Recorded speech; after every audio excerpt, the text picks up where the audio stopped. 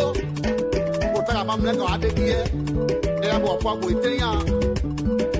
Pamo ableo. DJ Square Production Classic. Day. Ayawo adibreo. Ya boy ba wetin who say jayo. Adibreo dugbe. Kawa rojo. Radio adibreo. Ya boy ba wetin who say Anja achizeto. Toto bi apalu. O radio. Aposko. Ijo sanwa alo koro ayonda. Loya no ni keyo. Ike sabasoleke. Aseje ni point. I got the here. I got body here. Agbade West Africa here. I know as a channel. One more thing. I want to get finger at Bade Wosigo. That got the way I tell you. Sabasone or point be a Mosigo. Malesi Jibiche, Ire or point be a Mosigo. That money by you where I tell you. Obiba wa Mosio. Josiah Blai wa Mosio. Dr. K wa Mosio SAT at time. What? Mobola so chame. Stanley Kanu. Wa kwebio aya wa swena. Nzako mo jamu over ye sababo. Pasinjo gamo jamu over ye sabaduba. It will be blue, gonna be badly. Modio, Modio, Modio. Oh yeah! So, JP, Chivo Takaka, Popular Baji, I'm on my way, Yotaka. Never wait a year, Tatiana, Tatio. Adibreyao, Padion, Otaka, Adibreyaleo, Padion. Where are the my Mosori of the way? No Macaliba, Mo and Margorinai. Where are the my Abanige by my mamma Missy way? Adamai, my road away. Fake of Monia to Gay, I blow my way, Mamma Fao, Camotiana, Camoete, Sabato, the gate of the gate. Alecalio, Alecalio. Possible, no more double move and one go ring. She don't know how to do myself. Possible move, no more double move. Don't do it. No, they call I want you. Sabason the same way, Mango. I say, who's a giant? Because I play you, or sorry, I'll be away. Kind of glory, drunk game, or sorry, I'll be away. Then we're man who lawyer, then who's a giant? Only for moi, no more for moi. If they not work, but they are. I said, oh, Sabaton, they got Papa, say, wait, my home. Tokyo, I want to wear radio. I'm by the game, my mamma, ministry. My road away. Tokyo, my road away.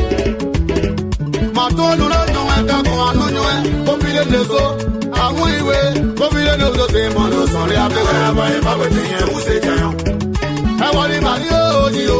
He get the result, Jerry, away. Get the back by the song. Turn away, I go down your well. Turn away, I go down your well. Passing your audio, won't be breaking, passing with it. AKA, and photo. They told me, I give what they out. Quick and back. God out, it's a maleo. Bravo, Peter can wait. You get to get again, I'm Robeo, what you are, Jacky. On the player, not my son, on the biggest way, I'm on way, was it Beverly? They move Babane, Chito, they move Babane. Well, yeah, African, I can know, I say more with my boy, who's it? I'm not running that way, can you?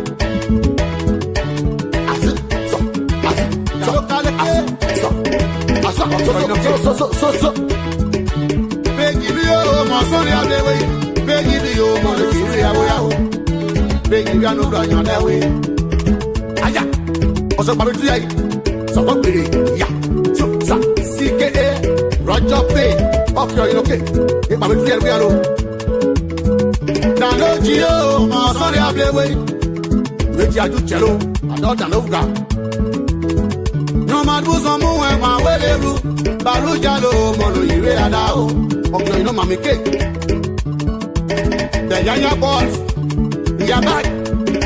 Yeah, boy, Baba, who say Jayon?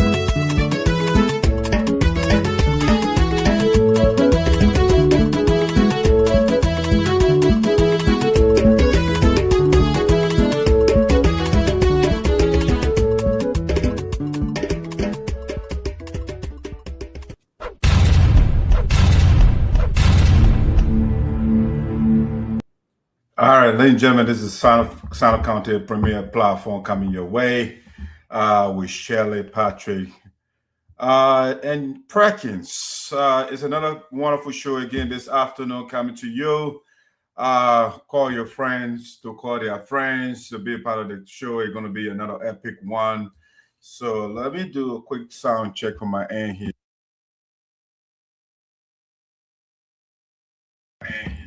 All right, let's I get good sound. So let's see. Shelley backstage.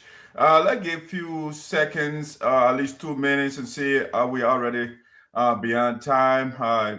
That information will be disclosed only to the team. But let's do a little bit of entertainment again. Wait for Patrick and Perkins to join us in the next 2 minutes. If you don't join, Shelley and I will get the ball rolling here. But don't go away. We'll be right back.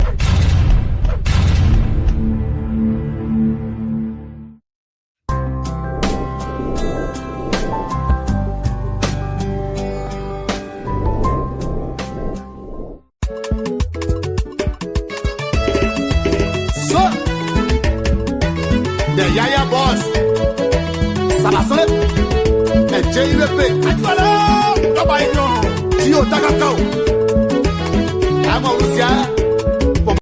Voice of Silence by what is going on inside of County? Watching a Pico. What is going on in Liberia? We are here to tell you.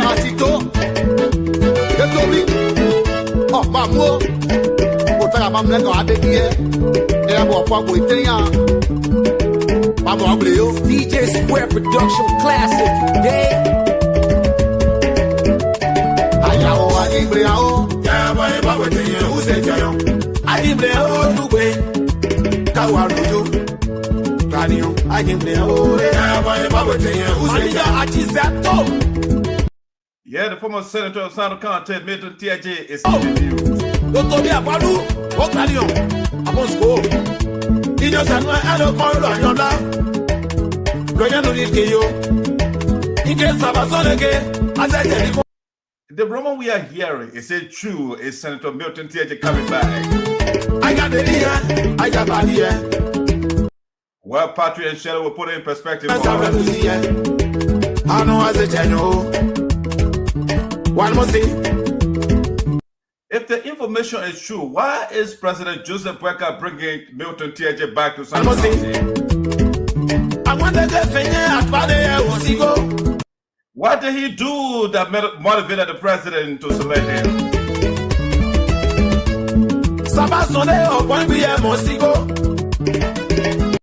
Well, the wife of the speaker sued the new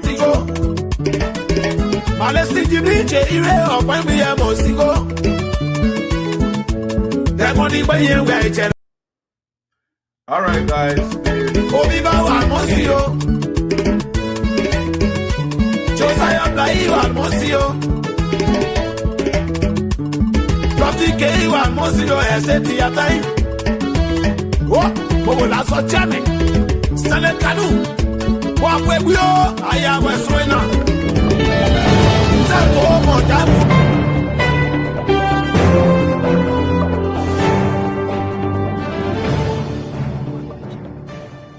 Hey, Hold on there and listen. The biggest online platform is back and we are ready. It's the voice of Sinoe in the diaspora. Your one stop for information, debate, and discovery. Join us every Thursday at 12 o'clock p.m. EST, 4 o'clock p.m. GMT, and 12 midnight in the Philippines, where power, progress, and the people take center stage. The program is with your host, DIASPORA Esoteric, the mouthpiece of the God, and your bread and co-host, Shadow Snare. They are bringing the heat, the truth, and the talk every single week with spotlight, sports, education, politics, and so much more. Listen and listen very well. The program features deep dives and critical analysis from Christian Tababo, Patrick Bolu, Sarah Ellis, Sam Walker, and Sagacious Success Barlow. Don't miss out. Catch us live on Facebook and YouTube. Just search Voice of Sinoe in the Diaspora. The program is every Thursday, and you know why? We bring the conversation to you. Voice of Sinoe in the Diaspora, where your voice matters. All right, Voice of Sinoe in the Diaspora. Dark Side Poder, the spokesperson of the elders and the ancestors, is back with the sagacious crew, with the perspicacious, that's the word, the perspicacious crew. We are back again. So, ladies and gentlemen, ladies before gentlemen, so let me bring Shelley on here, the co-host. Hey, Shelley. Test your audio for us. You are on mute. Yes, I am on mute. Oh my goodness. How are you doing today? I'm supercalifragilisticexpialidocious. Okay. All right. Whatever that means.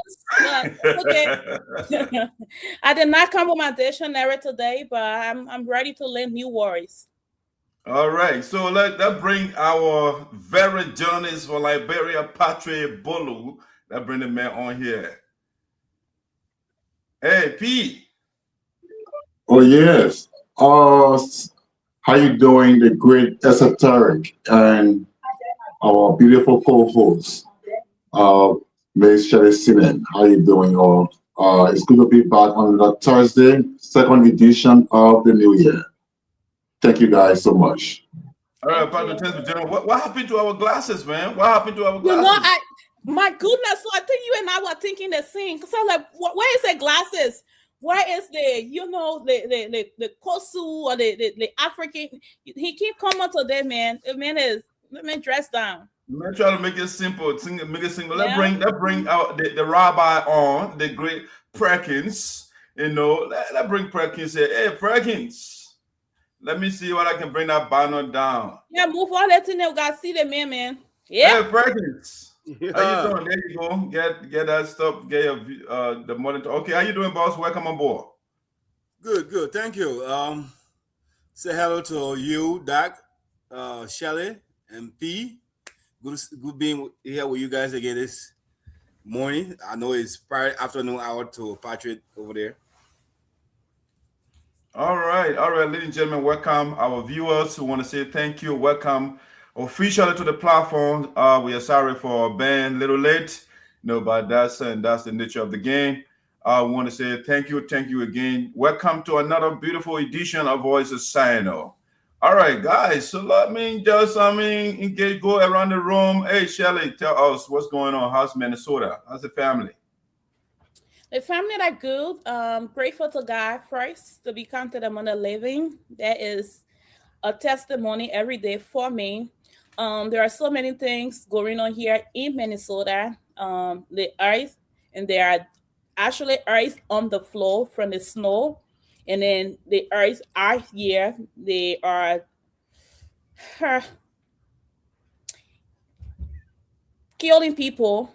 It's terrible. Yesterday I was watching a live video with this little boy on the floor, the pregnant woman trying to hide herself. There's so many things going on. So you keep Minnesota in prayer, praying for our people here in Minnesota. It's really scary out here, but God is faithful to protect each and every one of us. But yeah. And I have a birthday coming up. We'll come there shortly. We'll come into that. Okay. Let's bring Perkins. What's going on in North Dakota? We'll bring Patrick on shortly. Let's bring Perkins. How North Dakota? North Dakota, the weather here is cold as usual. Like Shelley said, we still have snow on the floor here too as well. We are literally 3 to 4 hours away from Minnesota. The ICE, immigration ICE thing that is going on in Minnesota is terrible. We have learned that it's extending here in North Dakota as well. We have not seen any indicators yet as far as arresting people or, running after people like they are doing in Minnesota. But we hope everything will be good. We are here and we are looking forward when they come here. We just comply with whatever they bring on board, and hopefully everything goes well. All right, Perkins, welcome aboard. Welcome. Let's bring P here. Hey, Patrick. Welcome to our platform, man. What's up? What's going on in the nation's capital? Well, Liberia, as always, Liberia is bright. Liberia is shining. On the other hand,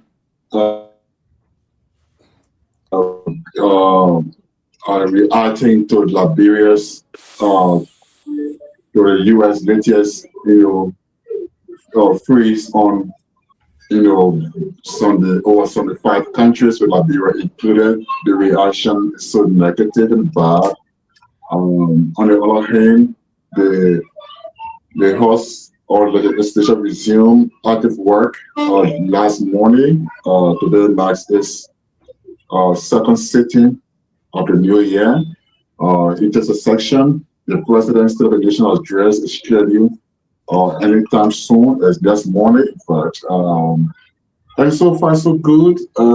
As usual, the country is what it is.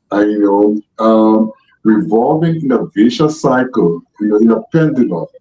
And so we are here. But thank God we have life, and thank God there's hope. All right, P, welcome aboard. Welcome aboard. So from my end, let's see. Let me spotlight myself too now. All of y'all want you're single. I can be single too. All right, so ladies and gentlemen, welcome officially to the Voice of Sinoe in the Diaspora with your spokesperson, Doug Saipu, the esoteric, understood by the chosen few. Well, in Maryland, this morning I was looking at the local deli here, and one of the council women here, it looks like ICE also is trying to make an inroad here. And so the local council lady here, she wrote a comment on Facebook rejecting the presence of ICE in Maryland or Delmar, Maryland. Where am I? So she opposing to that. And then the city mayor, it look, like America is, is dualistic. You got 2 parties here. So it looks like the city mayor, Mr. Taylor, is Republican, and the lady, Miss Gregory, she looks like she's a Democrat. So she's opposing the coming of ICE, and then the city mayor too wrote his statement condemning what the woman said. But the language, I read the councilwoman's statement, and the vulgarity was, you can express yourself with her, but that's the only thing I disagree with. But I think ICE, the presence of ICE everywhere in the country, anywhere they go, is still a problem. The guys are concealing their faces, so we don't know who they are. It just yesterday, another shooting in Minnesota will follow. So, guys, it's a serious issue. Like Perkins said, I think the best is to protect yourself, and when they come, maybe instead of being violent, maybe comply. I don't know, but the guys are arresting people even with legal documents, so it's kind of a little difficult how to go about it. But guys, welcome to the show. Let's go this way. Usually this is how we start the show. We want to do a quick birthday shout out, ladies before gentlemen. So let's put our daughter here. Shelley, who is the queen? That is my last born. Her name is Abigail. She's turning 7, and she is my diva in the house. So yeah, celebrating her all month. Okay, so when's her birthday? Tomorrow. Okay. Yeah. And what's her name again? You call it Abigail. Abigail, want to say happy? So she go by Abby. You can call her Abby. She goes by Abby. But yeah. Abby want to say happy pre-birthday to you. Because of people like Abby, and this other comrade to our poet, he coming up this one because of him. I mean, I have some sort of hope because the generation of Perkins, the generation of Patrick, the generation of Shirley, and my generation. I mean, to understand we're in the same generation, but I'm the elder here. So Okay. So our generation feels Liberia. The way things are going right now, I don't see the hope. So maybe these kids, they will rescue our country. I don't know. The rescue mission right now, to me, if you ask me, is now rescuing the people. All right. So, Abby, we want to say happy pre-birthday to you. Wish you many more happy returns. So let's do that. We are running out of time. So let's go around the room. Perkins, shout out. I think Patrick over there struggling for now. I think the device is frozen. Yeah, Abby is adorable. So she's 7 right now. That means by tomorrow she'll be 8. No, tomorrow she'll turn 7. She's 6 now. Oh, okay. Yes, usually that's what I used to do when I was a kid. Once my birth month reached like getting New Year, I count that age on myself already. I don't. Yeah. Abby want to say happy pre-birthday to you, beautiful. We have heard short good things about you from home, and keep it up. You guys, like what Doc said, you guys are the one that we're depending on to rescue the rescuer, because the rescuer doesn't need rescue by now. Wow, happy pre-birthday to you, beautiful. Thank you. All right, so this is my niece here. He was named after me. This is my grandson, and that's why I say I'm the elder on the platform here. So yeah, his name is Madison. Yeah, that's my daughter's son. So it's my grandson. His name is Madison. Madison also turned 8 yesterday. Hopefully I will not get in trouble. Yeah, he turns 8 yesterday. And Madison, Grandpa wants to say happy belated birthday to you. Wish you many more many more years. We love you. I wish you all the best. Pay attention to your school. Pay attention to mommy and your auntie. Everybody around you. Respect. It goes a long way. And we want to say the apple can't fall far from the tree anyway. So yeah, we love you. You're doing good in school, and wish you many more happy returns, Madison. Well, happy birthday to Madison, Prince Madison. You are wearing my favorite color, by the way. That yellow speaks so much volume, and just a smile on your face, you can already tell that you when you show up in the room, the place brighten up. So happy birthday. Wishing you many more healthy years. And I can only tell, because by eyes of faith, your future is bright. So go and break all generational crisis and win. Happy birthday. Happy birthday to you, Madison. As we can see, you are a junior mouthpiece of the gods. You continue the good work. Happy birthday to you, little man. Keep up the good work. We wish you well. Many more years to come. Thank you, guys. Let's get to so what we do to get better quality sound. If you're not speaking, you put yourself on mute, please. And so if it's your turn, then you can activate your speaker. All right. That being said, Patrick will join us later. The first topic that we want to talk about here is a breaking news, so we'll be right back.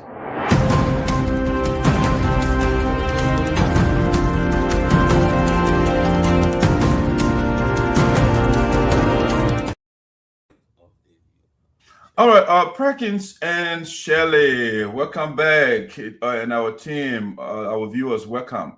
So, Shelley, we are following a story for Justin as well, Perkins. So, the superintendent of Sinoe County, which is Alexander Slewion, recently he was inaugurated, and his administration is now on course. So, while he did his first move, I would call it his first move, to get people on payroll. All right.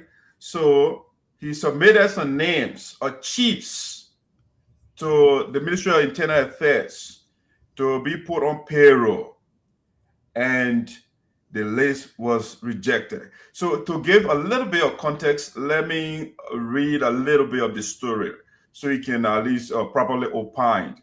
All right. So it says here, Sinoe County Chiefs listing rejected.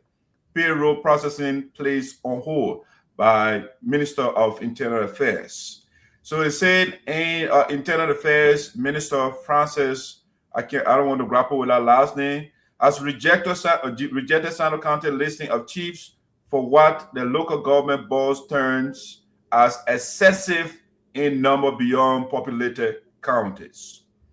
In the list reportedly submitted by Superintendent Alexander Naslewian, Sinoe County alone, 8 times less populated than Nima County, accounts for 76 chiefdoms, over 100 clans, 76 paramount chiefs, and over 200 general town chiefs. According to sources within the local authority of Sinoe, the ministry has categorically rejected the listing of Sinoe and denied the processing of chiefs on the MIA payroll, making Sinoe the only county outstanding for processing. The local authority of Sinoe is now readjusting the list through a technical review process that requires statutory superintendents to resubmit the acts creating their respective districts to know the number of chiefs and clans in each statutory district in Sinoe. All right, just a little bit of context. So that is the story. All right, so the local chiefs, statutory chief superintendent, they had to put their listing together and then send it to the superintendent of the county and onward to the Ministry of Internal Affairs. And now they are rejected. So let's go around the room. Shelley, what do you make Sinoe County of all the counties in the country? There are people are accepted, but it says Sinoe County, the listing excessive. You know, we send, they say over here, this is the crucial part. In the list report that is submitted, the superintendent Alexander Stawion of Sinoe County alone, they say 8 times less populated. Our county 8 times less populated, right? But then we submitted our list submitted counted for 76 chiefdoms, okay, and then over 100 clans, 76 paramount chiefs, and over 200 general town chiefs. What is going on, Charlie? Let's get your view on this. You are on mute. You are on mute, yeah. Yeah, I read that. Try to follow that news. It was so disturbing to me to see, like, first of all, how did you even come up with those numbers? Are those people really town chief that you added, or did you just, like, you know, put those people on there because you want them to get paid? Or did you just make up some of those names so you can be able to get money? So I don't know. It was so disturbing to me that, and then do they have like a set number of people, like based on the size of the county, to say, you know, your county size is this amount of population here, so you need to present this amount of chief. So I'm not sure how that works, but to just have a lot of people, the fact that you are going back to correct your mistake shows that there was a mistake in the first place. So you have not been transparent in the first place, because that's the only reason why you're going back and be like, okay, now let me check myself and make sure that everyone on this list is supposed to be there. So I feel, and I could be wrong, that he have people on that list that maybe probably don't even exist, or they are people on the list where he's like, you know what, now I have the authority now to make sure you guys get paid. So let me just add people there and just add random people there. I don't know what the case is. I just want to see what the final list that he's going to present, what is it going to be like? Is it going to match what number that the people have in mind? But it doesn't even say what number they are looking for either.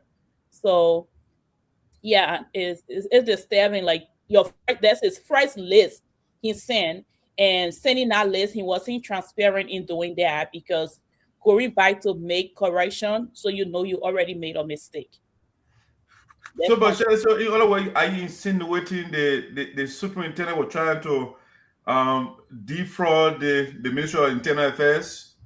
I mean, like the fact that, you know, there are other countries that are bigger than Sinoe County, and their list is smarter. Why is it that we have more than those counties, right? And then also, was it a set number based on the county size that you're supposed to present? Did he even ask any of those questions? And then it goes back to those people too. Do they have any law in place that say, based on your county size, this is the amount of people that's supposed to be on payroll? So it goes both ways, right? So that's his first time. So it could be like, okay, there was no guideline or nothing given to him, so he went out of his will to get those people on there.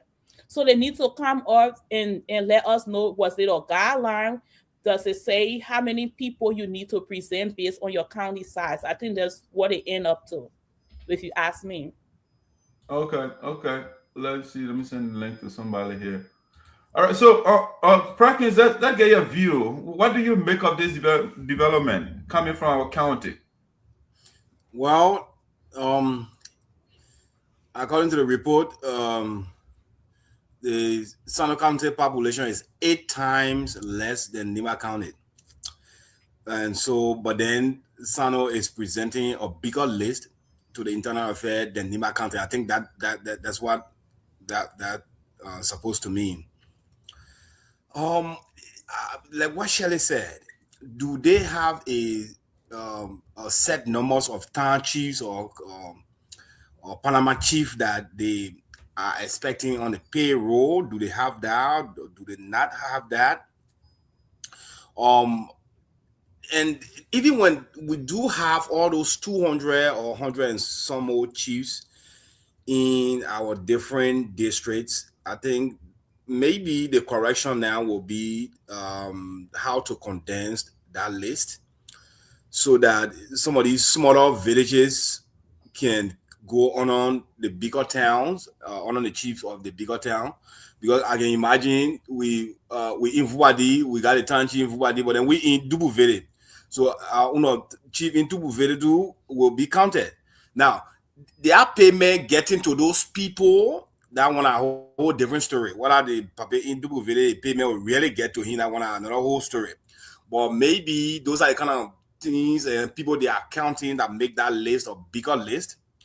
But even at that now, they will have to condense the list, like I said, and reduce that number so that it can be accepted by the Internal Affairs. But in general, that's how our government continues to expand its payroll across the country, and that is the problem that we'll continue to face. I'm not saying those chiefs should not get paid. They are playing their role, and they should get paid like any other government official. But in the absence of private sector advancement, everybody will get on government payroll, and government payroll continue to expand. And then so when the budget comes along the way, most of our budget will go towards government payroll. And at the end of the day, the important and critical sectors in the country that needs to be funded will not really receive enough funding. And so these are the challenges that we continue to face. But anyway, like you said, the list is going to be looked at and will be resubmitted. Hopefully, all those chiefs are real people. They are not ghost workers. And when they do submit them, hopefully, as also their payment when they do come, they can be able to get to those villages for the people to actually receive their pays. But pretty much. All right, Prakin, thank you. Here's my take, right? So first, I think on leadership, I think that's a negative blow to our superintendent, because you're president and you submitted, a bill to Congress and then they rejected it, right? So as a new guy, his first proposal, it's not a good thing, you know. So I think in the future, you got to understand these names were sent to him from the various statutory districts, you know, and he would forward it to the Ministry of Internal Affairs, and that's why he did. But Shelley and Patrick and Perkins, if you ask me, I think the leaders, the people at the top, you know, the recent people, they call them chiefs. I think a lot of the people, they are elders, they are old people, right? You know, and they are, I mean, the country is such that when you owe, you are forgotten, right? You're on your own. It's almost like America. When you retire here, the people don't get time for you anymore. I mean, you're on your own. So how do we take care of our elders? You know, is it right to have 103 lawmakers, 30 senators, and 73 representatives to put in the budget 51 million, but then we have problem with putting our elders on payroll? I mean, I see something wrong with that, because the leaders, they absorb, they consume all the resources, but then when you put the elder to old people on payroll, then it becomes a problem. Now the people are critical, you know, they have to look at how many chiefs from the town and from that other town. I don't see anything, because there are a lot of people in a lot of towns and villages, so maybe the people from Nima and other county, they unreported, you know, or as a matter of fact, Nima and no county, they get more resources. You know, so if you help few elders, I don't see anything wrong with that. After all, these people, they are not foreigners. They are Liberians, right? So I don't see giving, I mean, Shelley, if you look at it, or Patrick, or Perkin, when you look at it, it will be few dollars they will be giving the elders, you know. It will not be that you guys are building mansions for themselves because they're getting a lot of money, right? But to give a few elders few dollars there and there. I mean, I was reading the budget the other day. I mean, you put in for, let's just say, legislative hearing, for example, you put $6.4 million in it, right? But then you can't pay an elder for those guys to call people to do interview there. They put $6.4 million in the budget. But then you are questioning elders being put on payroll. You know, I'm not saying there shouldn't be transparency, but let the people too, you know, like Kwame was saying, when you eat, let the people eat too now. You know what I'm saying? You can't be the big guy eating all the time, and then the people are suffering in the country. But, you know, to my man, yeah, let's reassess the list and see what I mean, it will be reasonable to the guys, so that our elders too can get something. That's my view on that. All right, let's get to the next thing. Okay, let's see Patrick. But before we get to the next thing, Madison, I heard you say the list was given to him. So he's actually went by the list that people gave him. And you make a point though, because and Justin make a point too, right? Because like you have a little time, and that time has a chief, but then there's another time to it. So if you're comparing it with the amount of chief that they have versus the population, then that's different. Because Nima County, that size can be big, but they have smaller villages or bigger villages, where in Sinoe they get like these really small villages where there's a chief here, then another village where you can work maybe like 5 minutes, there's another chief there. So maybe it's possible that, yeah, those lists that they gave him, they are actual chiefs from different small villages that they put together. So I think they just need to come up with a set number based on the population and say, listen, when you have this amount of people, we expect you to have about 10 or 20 chiefs on payroll. And the rest of them, then they can decide now and say, okay, since our villages are closer, we'll make sure that we can combine it and have one person represent us as chief. That's what I think. All right, Patrick, you are on the ground. What? I mean, the rejection of the chiefs. I mean, what actually happened? I mean, we understand the local government over there. Yes. So the chiefs are the spiritual or sacred custodian of our tradition, our culture. They are the extrajudicial arm of local government, where you don't have the judiciary or the police. The chiefs are the ones who, so they have always been an integral part of the whole local governance system. In fact, it is out of their name, it is out of their making that the whole issue about local government came about.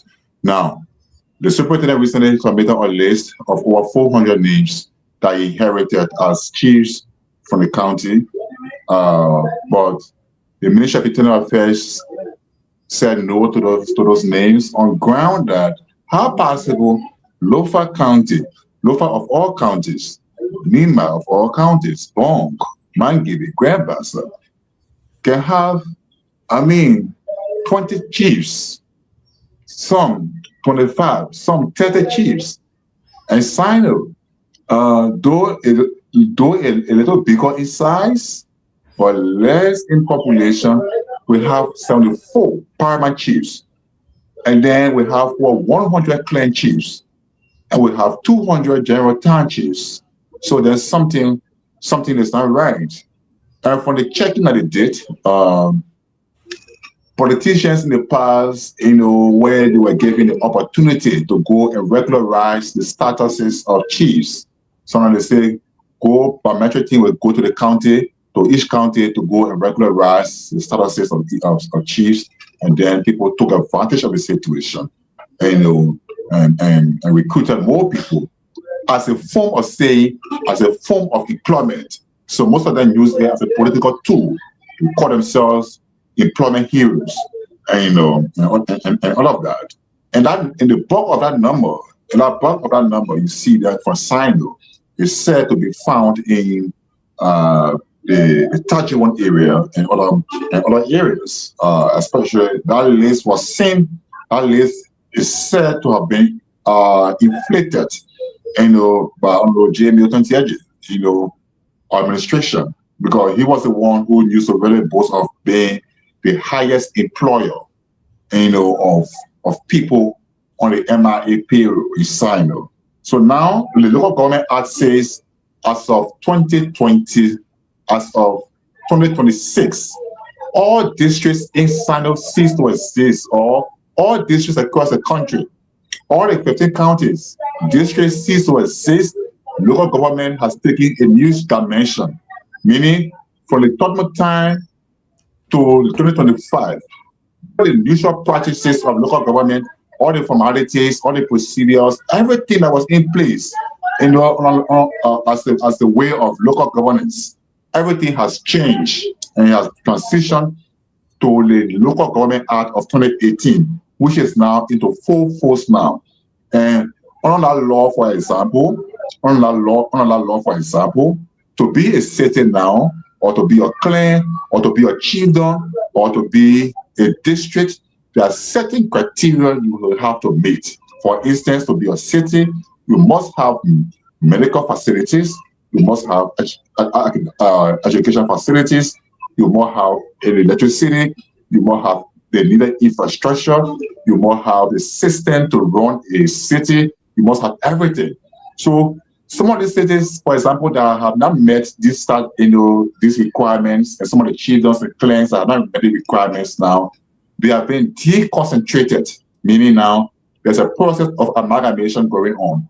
Okay, like for instance, Basin Town and other towns will now be combined into one big city or one big area, and now they find one name for it. So that's the whole process been going on, and Sinoe is the only county remain now to be completed, because what has been found is so exorbitant, to accommodate on the period. But again, the MIA minister may be wrong. He may be very, very wrong, because except otherwise fraudulent or some sort of dubious transactions took place. For every state district was created by an act of a legislature, and every act indicates or states the number of chiefdoms, the number of clans. In a particular area. So unless people just appointed chiefs without looking at the acts that created some of the districts, then he got a point. But if it is just because the number is huge, if it's just because the number is huge, or if it's based on his perception or idea or thought that because Sinoe is small, it's a small county or it's a less populated county, so therefore it must not have 400 persons as chiefs, then he will be wrong. So all that is required now, as the superintendent is doing now, he's reviewing the acts that created each district. So the act will state the number of chiefdoms and the number of claims, and in each of those acts, and then by that he will arrive at the actual number.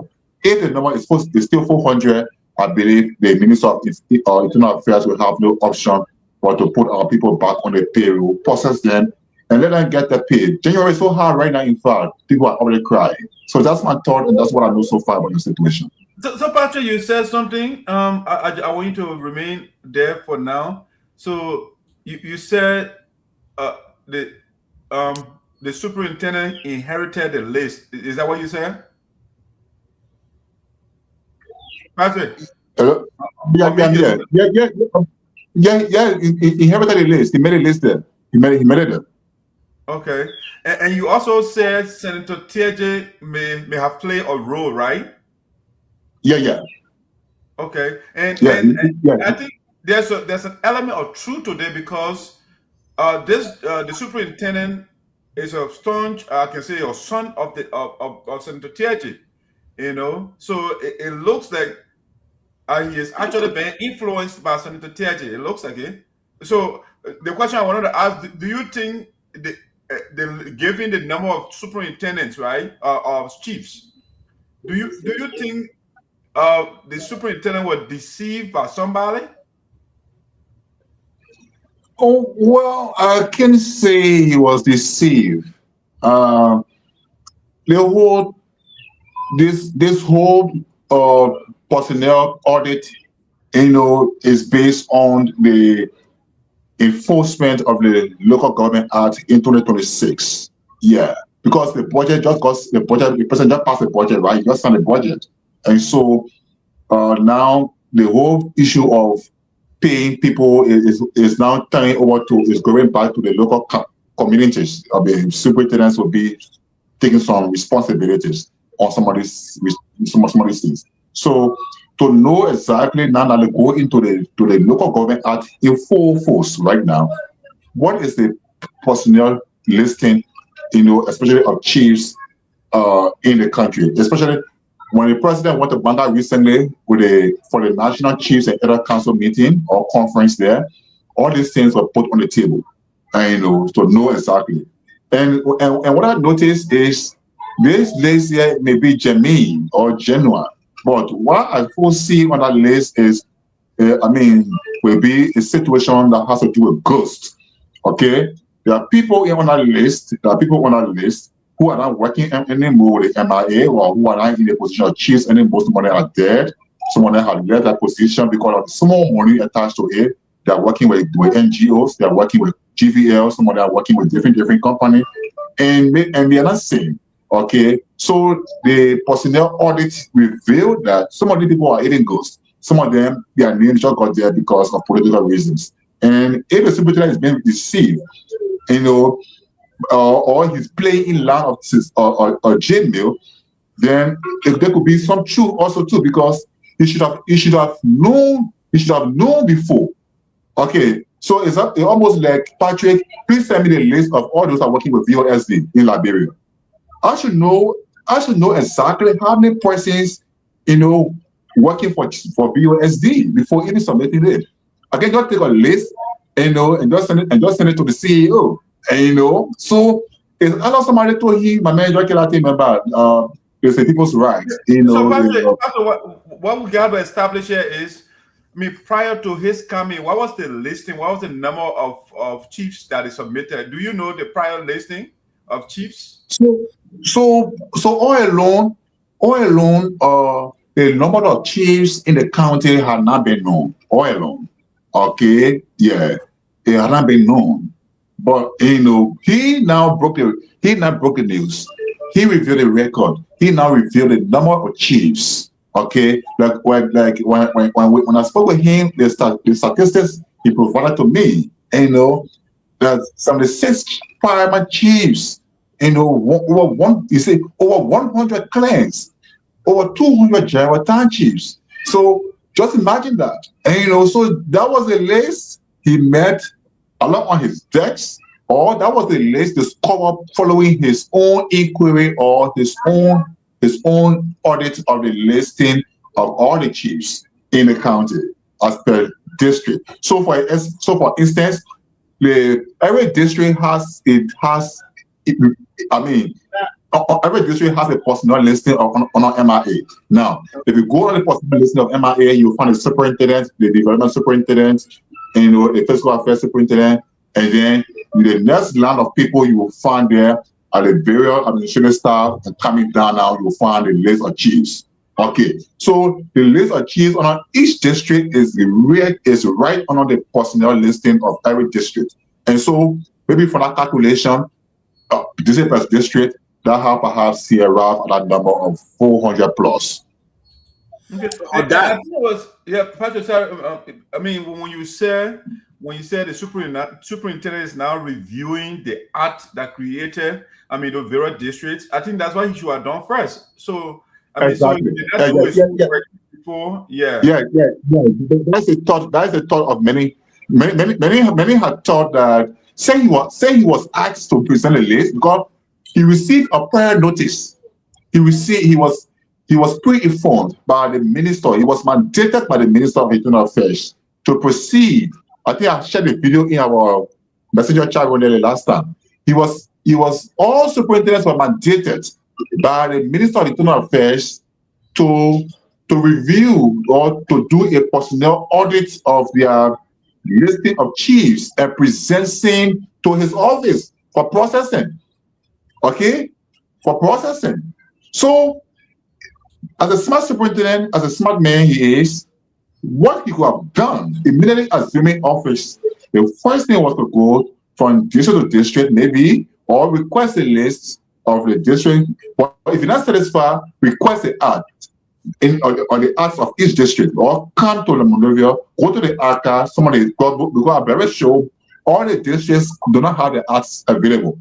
Yeah, some of the acts are not available. So go to Monrovia, go to the National Archive, and then search for yourself. Know what is there. Then when you go now, you are presenting a case for the people. You are presenting a case for your chiefs because you are the superintendent. Sending you back. That means he did not do due diligence. And that means he did not do his work as a superintendent, as a vice chairman, the president, as a chief executive officer. That means he ignored, the importance of the chiefs, on the local governance system. And that means now he could be responsible now for which the chiefs are not even receiving their January pay or they not receive their December pay because they must be verified before they can be processed on the payroll. So yes, I agree with you. The superintendent did not do due diligence, and he can be blamed for this whole hiccup. So Doug, I just have a quick question. Now, when you said this superintendent, he's a son of the senator. Is he a biological son or a political son? A political son. Okay, he's a political son of Teahjay. Yeah, and also tribal son. Tribal son. Yeah, and because the superintendent, with one of our shows here, if you go on Facebook right now, he bears a specific tribe in Sinoe County name, so he call himself Cloud P. So I was asked that, I was told that it means crew people. That's what it means, right? So you can see the tribal element already attached to him, and I think we made a recommendation for him to use a regular name, Alexander Naslewian, instead of having the tribal group name, right? Yeah, and Senator Teahjay has always been accused of tribalism, So, and he is, on Sinoe Forum, we used to argue a whole lot. He supposed everything that Senator Teahjay did, Yeah, so you can see the connection between them. But go ahead if you have thoughts. So concerning our chiefs, in our different clans down there, when their payroll issue started, is this the first time that they're about to get paid on this government? Have they been getting paid since the Ellen Johnson Sirleaf government up to now? What's the deal with that? The Patrick can address that, yeah. Patrick. Okay, so they have been paid from time to time. Okay. Yeah, they have been paid from time to time, and that pay system has been on one of the previous local government, procedures and tentacles. So everything that was laid down, that was a system we're using. Now to transition into as a local government act of 2018, as a gets into full force, for full implementation, everything has been reviewed. I tell you for free. If you call to your town now in Sinoe right now, okay, if you call there now, you'll find out that even some of the towns are used to be this and that now. I mean, things have changed there. So the MIA took a tour of the counties. Yeah, took a tour of the counties to review all the things to know exactly how the structures look like in the county, and to know the structure, to also know the pay grade or the wage bill, of every structure. In that regard, the superintendent, the minister asked also that while the review is going on, it should be holistic. Meaning also, don't just review the cities, don't just review the clans, don't just review the chiefdoms or the districts, or just also review the personnel listing, so that we can know the wage bill. In that review process now, they were asked to do the listing and their submission. Now, only 100% Boakai's 1.2 billion budget now. They have to be processed now so that they can start taking their pay as of the 2026. So the whole thing now it will start affecting them. It did not affect them from 2025. No, it did not affect them from last year. But now it can affect them. So in January now they will not take pay because they have not been processed. So the local government act that was established, you mentioned that it was established 2018. Yeah, President, we have signed it into law in 2018, but did not bring it into force. Yeah, so President Boakai is the first president. President Boakai is the first president now to bring it into force. And the local government act says it shall come into force 7 years. It shall come into all the things mentioned in it. All the things mentioned in it. Their implementation will begin 7 years after it has been signed into law. So if you check 2018 to 2020 to 2025, one could say, 7 years. 7 years. Been 7 years now.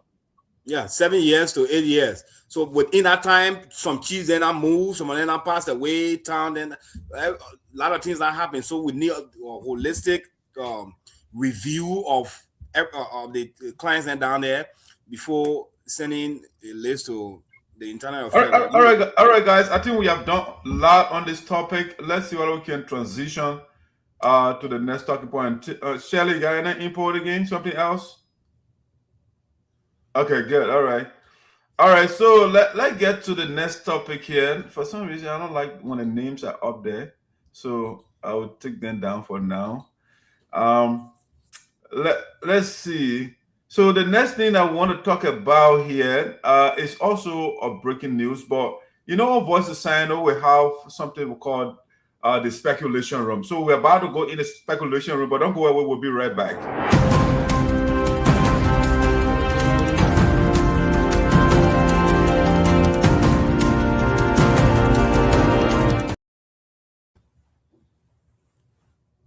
All right, so ladies and gentlemen, welcome back to Voice of Sinoe in the Diaspora with Esoteric and the crew, right? So we are hearing, Patrick, you've been following as well. I'll take that stuff down shortly. But Shirley, Perkins, and Patrick, our former senator, this man right here, Senator Milton Teahjay, it looks like we are because they say where there is smoke, there is fire. So lately there has been speculation, and again we are in the speculation room of Voice of Sinoe, right? So let me make that clear. So we have the factual room and we have the speculation room. So now we are in the speculation room of Voice of Sinoe.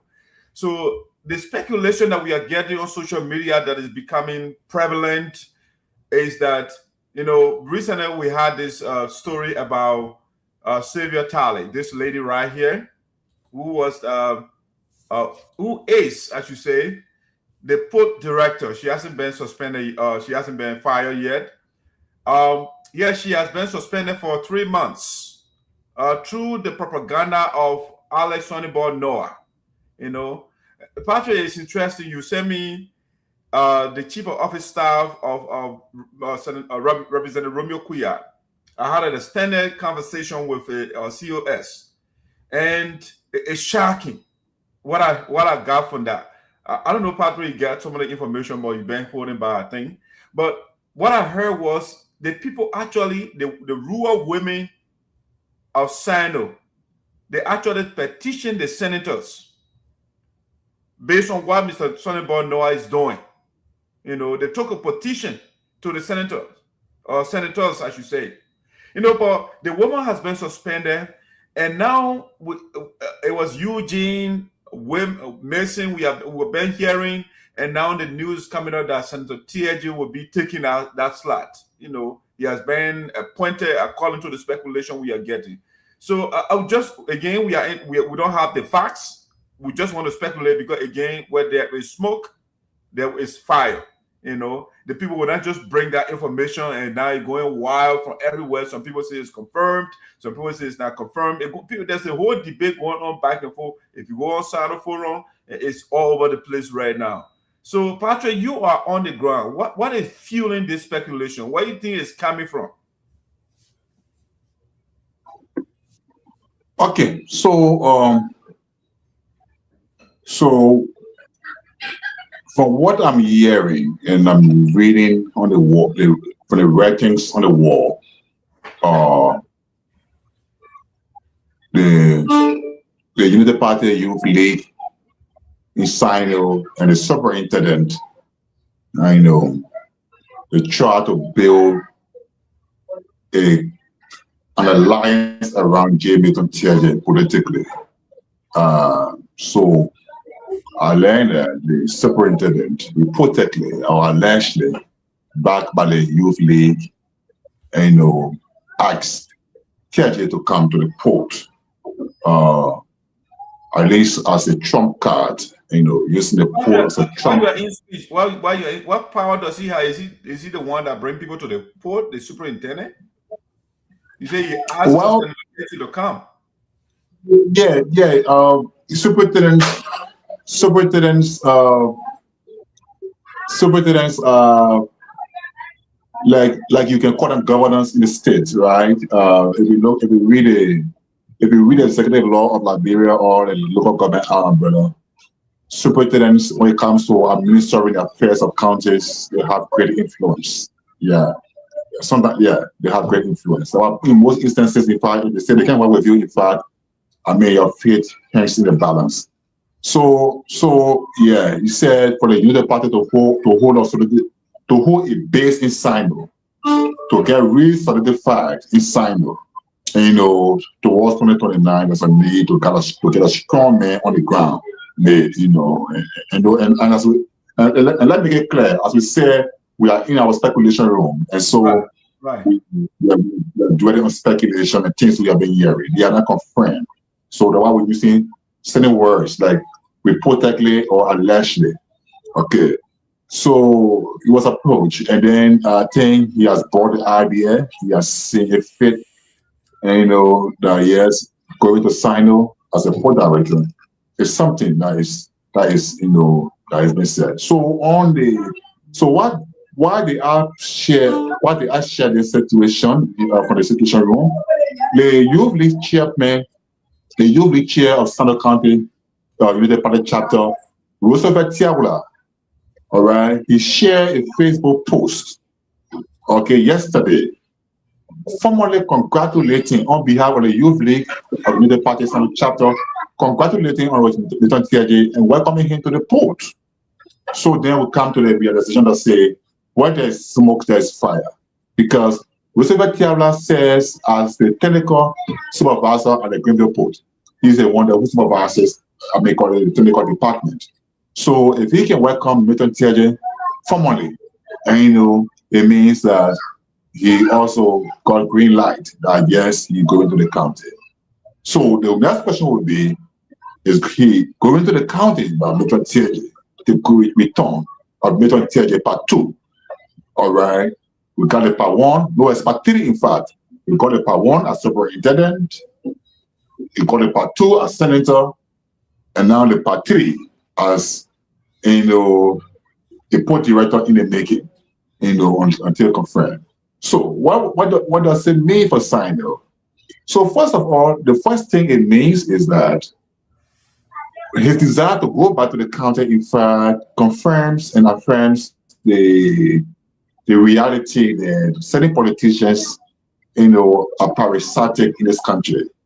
They don't say without government job they can survive. Without government job, they can do anything. And even when they steal money when they steal in government, they still don't manage the money they steal, and they will still find means to come back to leadership some kind of way. And so that's the first bureaucracy that it says. And our politicians should not be parasitic. They should be when they leave public office, they should rest for some time, or they should go back to the farm and provide employment opportunity to the citizens through agriculture or other initiatives that improve the lives of the people. The second thing it does is it sends a traumatic reminder to the people of Sinoe about what they suffered previously under his superintendency, what they suffered 9 years, what they suffered 5 years under his superintendency, what they suffered 9 years under his senatorial leadership, and what they are going to endure again. So thankfully, with the help of Zaza and Duncan, he was booted out of the politics of Sinoe. And the people have been enjoying peace relatively. Sending him back now, say, well, when a barman misses his target, sending him back on a mission can be suicidal against the people that he tried to target first. So, let's bring the other panelists in. Let's bring Shelley in here. Shelley, what do you make of this speculation? There's a question here. Again, we are in the speculation room of Voice of Sinoe right now. But let me put this up so I can show you a question that I want you to react to. You can give your speculation as well. You can speculate on the topic. So the topic here, the alleged return of Milton Teahjay, and the sub question is, should Sinoe County be concerned or hopeful? Let me give you the floor. Go ahead and take a stab at that. The speculation that we are hearing. You're on mute. First, I would say I'm hoping that it's not true, because first of all, you can suspend somebody. You are still investigating the person, and then you already have their replacement. So what does it show? Was this all plan? Was this all game that, finding an easy way to remove the lady? Because I read about her, and I seen the changes. I saw, read about some of the changes that she's making. That the port was never the way it was when she started. So she's doing a lot of great things, but there's so many things they've been talking about. I watched a video of this guy who tried to attack you too in that video, which was interesting. But he's talking about her, how she doesn't get along with everyone. She got in a fight with somebody at the port, and they deleted the video. That someone had to go in and find the video and recover the video, and a lot of things, right? But now, if we're hearing that she's already having a replacement, then it seems that this was already a set up for her, that they wanted to remove her, but because of her work the work that she was doing is so visible, so they found a way to remove her. Like, oh, okay, yeah, so she doesn't get along with everyone. She's fighting someone in the office. Remove her. and make it seem that we're gonna we are investigating her because she did something wrong, but we already have a replacement. So I'm hoping that is not true, because it's not going to be right at all for you to already for you to have someone on an investigation and you already have a replacement for them. So they need to do the right thing. Yeah, let make sure we come up with, okay, yeah, she's guilty, whatever. And let me go back, Madison, because there's something about the whole case, right? Maybe you guys can correct me. It's not clear of, okay, she did X, Y, and Z. That's what we suspending her. So everybody have their own story when you follow it. Somebody saying, oh, she doesn't get along with people. That shouldn't be a reason why you suspend somebody. Or she got in a fight with someone in her office. I don't know how true is that. So I don't know what this story is all about. And finding her replacement would not be the right way to go. Shelley, let me. We have a gentleman, a participant, once a backstage. I'll bring you on shortly. But from what the conversation I had with the COS of Representative Romeo Quia, right? From the local things, they have concluded the investigation. Why? Because he told me that those people that were allegedly beaten or maltreated or suspended or fired, whatever the right word is, those people now, they return to work now. They are back to work. They are working now. And Una Savior is not on the job. So for the fact that those, because if you're doing investigation, you shouldn't be reinstating people. So the people were reinstated. And now Savior Talley is the one who has not been given the job. And I told you the other time, Shirley, the philosophy of Boakaism. The philosophy of President Boakai does not fire people. He suspends you, and that is the end of you, you know. So it could be the case with Savior Talley, and that's why they're talking about replacing her right now. The philosophy is when you're suspended, the probability of coming back is either zero or is very, very tiny. So let me see. Let's bring our participant before I bring Perkins in here. Perkins, if you don't mind, let me bring the gentleman. He's a political disciple of Senator Milton Teahjay. He's a robust, the man is a firebrand when it comes to Senator Teahjay. So right now you hear, you see, they say a disciple sounds like the master, right? So every student, if you are under the tutelage of Senator Teahjay, for example, you are more likely to sound like Senator Teahjay. If you are under the tutelage of Representative Zaza, you see, so now I sound like Mr. Zaza, right? Because I was nurtured by him, right? So the same thing, so you're going to hear some the political rhetoric of Senator Teahjay as my man. So, hey, Kasem, how you doing, buddy? You come aboard. Well, I mean, your choice of introducing me is personally yours, you know, but I respect that. You know, how you guys doing today? It's good to be here. We're good to see you, man. Happy New Year.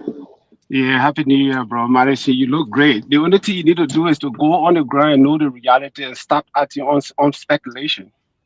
All right. So what sparked what activated your neuron, as you say, for which you decided to come on? Well, as you're aware, when Liberia is our common denominator, and Sinoe being especially both of all of us here common denominator. So whenever there is important discussions of these kinds of nature, I always want to have an opportunity to actually correct some of the mis and disinformation that is speculating right now. Excellent. So let's get a correction for us, please. Before you go to that, let the audience get to know you. Who is Kasem Jabate? You know, let's get to know you a little bit. Well, first of all, I think you already described me in the best way possible. The only thing is you forget about me being a grown-up independent man, and you keep portraying me. But that was the best way to describe me, by the way, because when you say Jesus and his disciple, you know, even though there were times where the disciple will ask Jesus certain questions, even though he was their master. But to tell you that they were so independent that when certain things Jesus was doing, they don't understand. They say, Master, how can we do this? What is this? So that tells you that they have some level of independence, and such is me.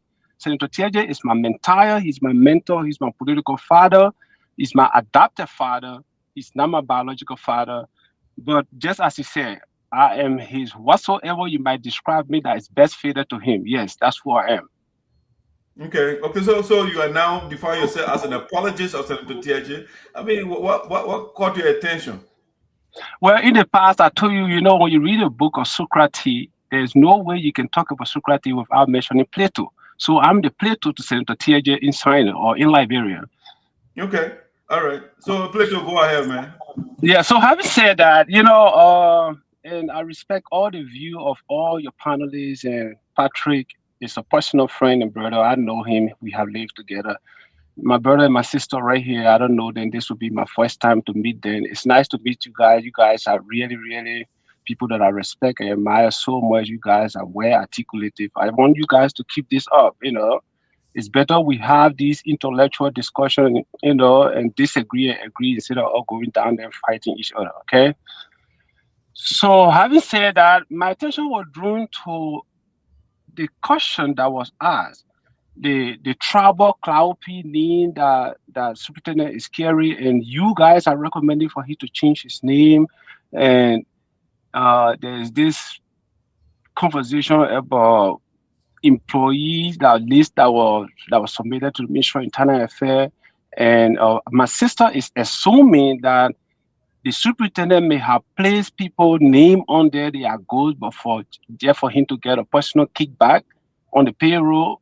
These are, when you sit on a platform like this is not a sitting room where you're talking to your kid or a group of people that completely agree with whatever you say. No. So sometimes when you are sitting on you don't add on perception or on your personal opinion. You have to come in with facts. So, and I'm glad that somebody who have been around Sinoe politics for little kid, almost 10, 15, 20 years of their lives, Patrick. And I like that Patrick is providing some information that are factual. The only thing his biases is actually in there that you can see what side he's on. All right. And as a professional journalist, I think he have to kick his biases out when it comes to discussing national issues. You got to keep to the fact. But we are all human. I know somebody that you support, if they are being victim of certain thing, and somebody that you hate is being beneficiary somehow to certain thing, I can see that emotion. So about concern though, you said, I mean, you pointed out Shirley, you pointed out Patrick. I mean, what did they say that is not true? And you have to understand the topic too, though, because the topic is I told you we have two rooms here, or if you like three. So we have the factual room, we have the speculation room, and we have the miscellaneous room. All right. So let me kind of break it down to you. So the factual room, when we get information in the factual room, we have the evidence to support what we are saying. When it's in the speculation room, it's no evidence. Again, it's just going around, it's rumor based, right? And then the miscellaneous information that is mixed up, right? So we are giving our perspective based on the speculation, what we are seeing trending on Facebook. And now you are indicting the co-host, she got to bring facts to the table. Can I say something? Am I allowed to? And go ahead. Then he can I want to welcome you, our brother. I would love for you to introduce yourself, because like you said, you are grown and you are independent person, but I think you agree with Madison the way he introduced you. So that contradicts who you are right now. If you ask me, because you said, I'm grown, I'm my own person. So I expected you to introduce yourself as a grown man and what you stand for versus adding yourself to exactly how Madison introduced you. But anyway, I'm going to leave that. But like Madison said, right, if it's the fight, we go by the fight. And if it's something where like, okay, we're not sure of. And if you heard me clearly, I asked question. I said, my question was, did they give him kind of like a guideline or policy of what he needed to go back to say, okay, if we have this amount of people in our time, then we can have this amount achieved on payroll. So it goes both ways, right? If they didn't give him that, and you are right, it's glad that Patrick came in, because I didn't have all of the information to say, oh yes, the list will pass down to him. That's different. Then the argument will be different. So I was just going by the information that I knew, like, okay, so if they didn't give a list to this man, then He just came up with those lists. But then later on, no, he didn't come up with the list. The list was given to him and he presented that list. But let's talk so and talk so too, right? As a leader and you take over the position, you have to do some research. So it's still on him. He did not do a research. They gave him the list. He believed the blind list and presented it. All right, let's bring Kassan on. Kassan, what's the reaction? Okay, so first of all, let me formally introduce myself. Thank you. My name is Kasim Keu Jabater. I'm a son of Sinoe. I live in Sinoe for over 17 years of my life. I work in Sinoe as the former county information officer of Sinoe County. I work as assistant procurement director for Sinoe County from 2009 all the way to 2014. And I serve as special assistant to Senator Milton Teahjay at the Liberian Senate.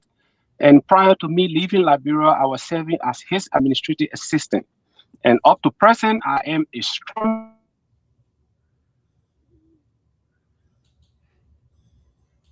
Yeah, his device is glitching up right there. Look, somebody call him.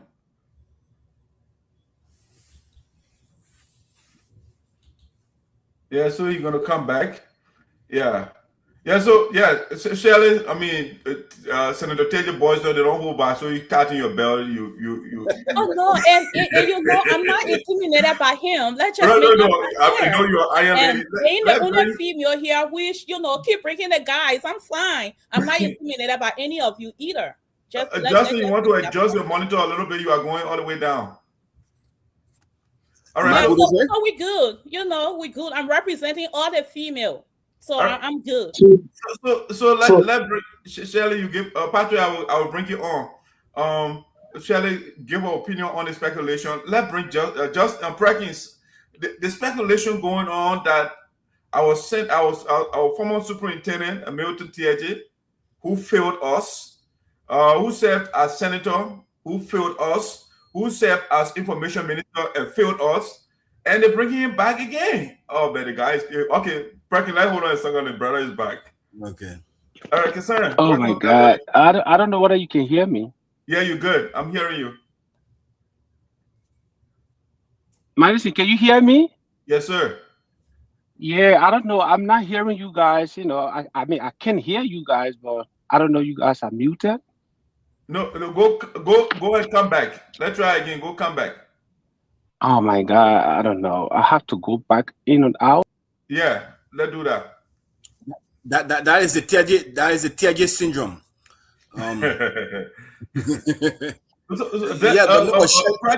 Practice. Are you anti Senator Teahjay because you sound like just Teahjay syndrome? Are you anti Senator Teahjay? I'm anti-corruption. And that's why I'm not following or part of any specific political party. My political party is Liberia and Liberians.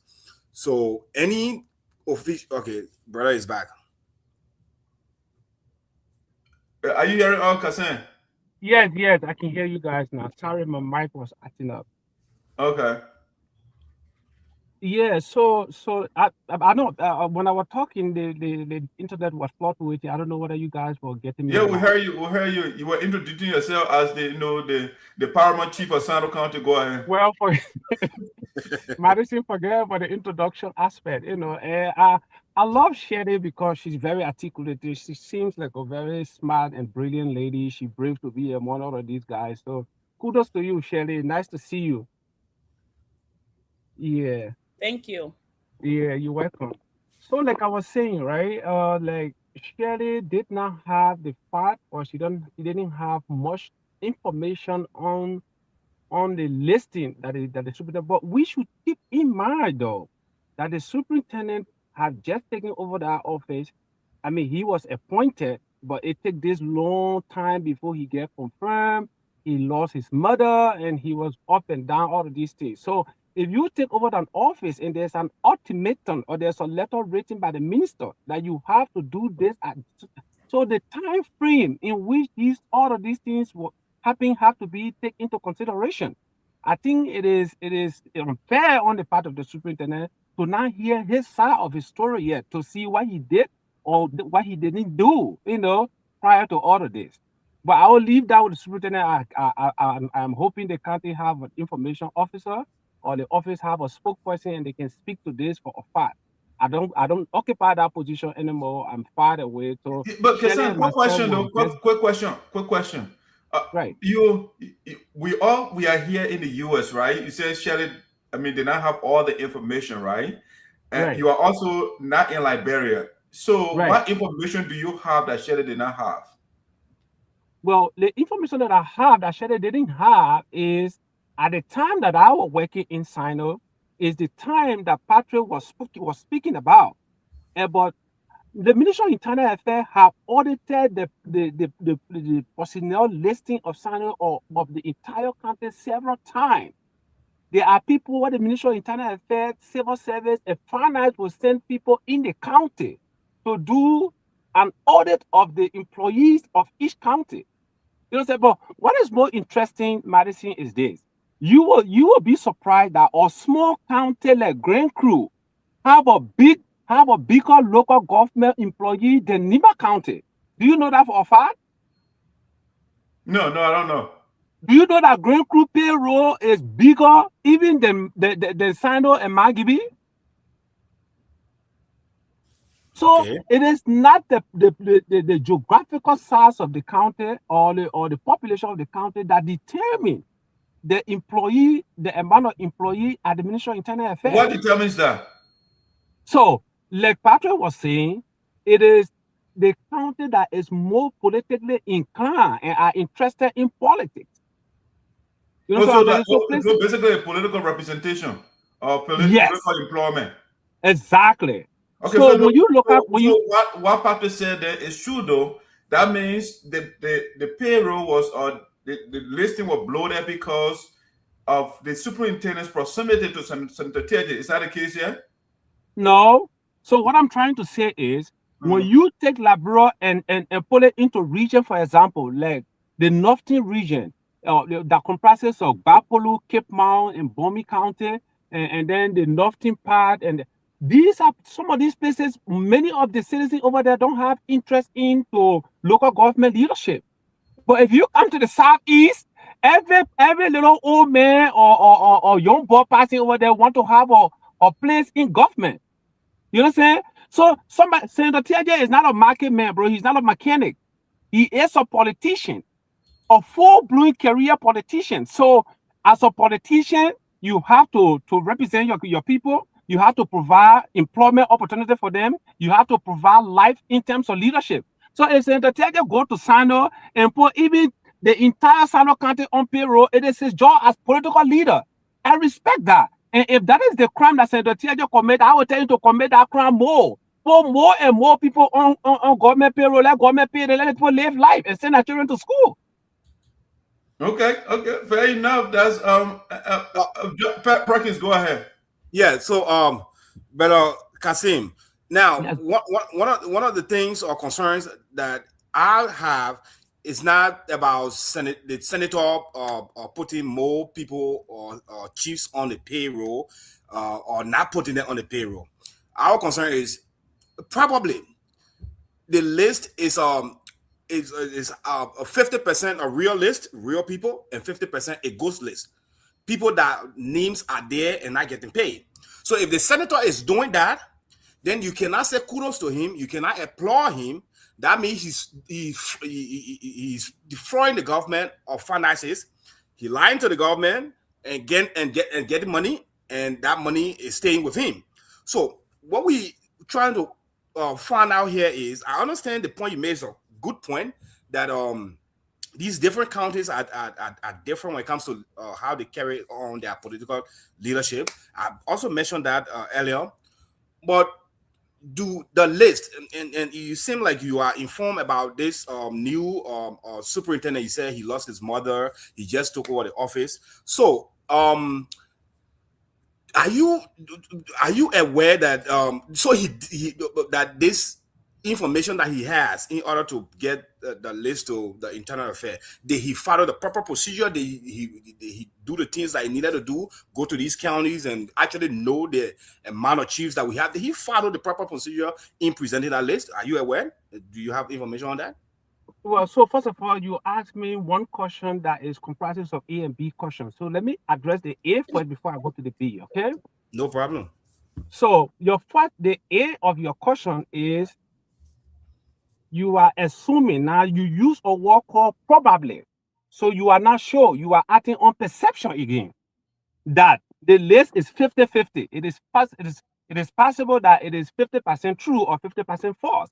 Which of course I'm telling you again, you can't sit on a platform that day and add on probability. You have to know that what you're talking about is a fact or not. Yeah, but before you even say that, to then give all the facts because the person is saying. So here's the fact. Here is the fact. Patrick have given you the fact. Patrick is telling you that not only Ellen Johnson government, but George Weah government also acted on this particular list when Senator Teahjay was not even on the political scene from 2023 up to now. These people have been receiving pay from government. These people are active employees of government. All right? Patrick is telling you that because of the new law that was passed and signed by President George Weah, and they said it will be enforced after 7 years. Now, the enforcement of that law is the one that is affecting these people. That doesn't mean that these people were ghosts, or that they are all died, or that it is fake. It is this thing listing that when the new superintendent take over, that is still existing. So he just asked all the chiefs to give names of these people, and that's why he submit. I don't know for a fact whether he followed the process. To your B question, whether he followed the process or not. I don't work in his office. I have not spoken to him since he took over, especially when it comes to this conversation about this. Listen to the internal affair that was submitted. So I'm not going to sit here and make up stories. I don't do that. Okay, all right. Let bring Patrick. Patrick been quiet for a while. Let bring Patrick in. Patrick, go ahead. Okay, so let me welcome my friend and brother, Katsin. Yes. Patrick, good to see you again. Katsin and I, we have not always agreed on the same issues. At times we agree, at times we disagree.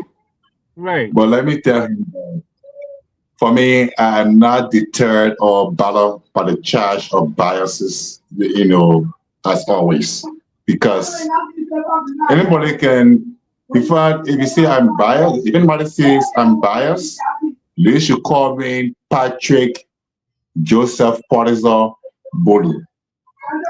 So people, if people who know Joseph Pottizer, after whom America's highest, media press is giving, I mean, they should know exactly, his history and how he came to be one of the greatest journalists in American history, or one of the greatest in 20th century journalism.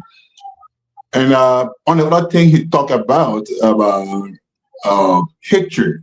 Yes, it's not becoming a tradition, a culture that when you praise somebody, it means you love the person.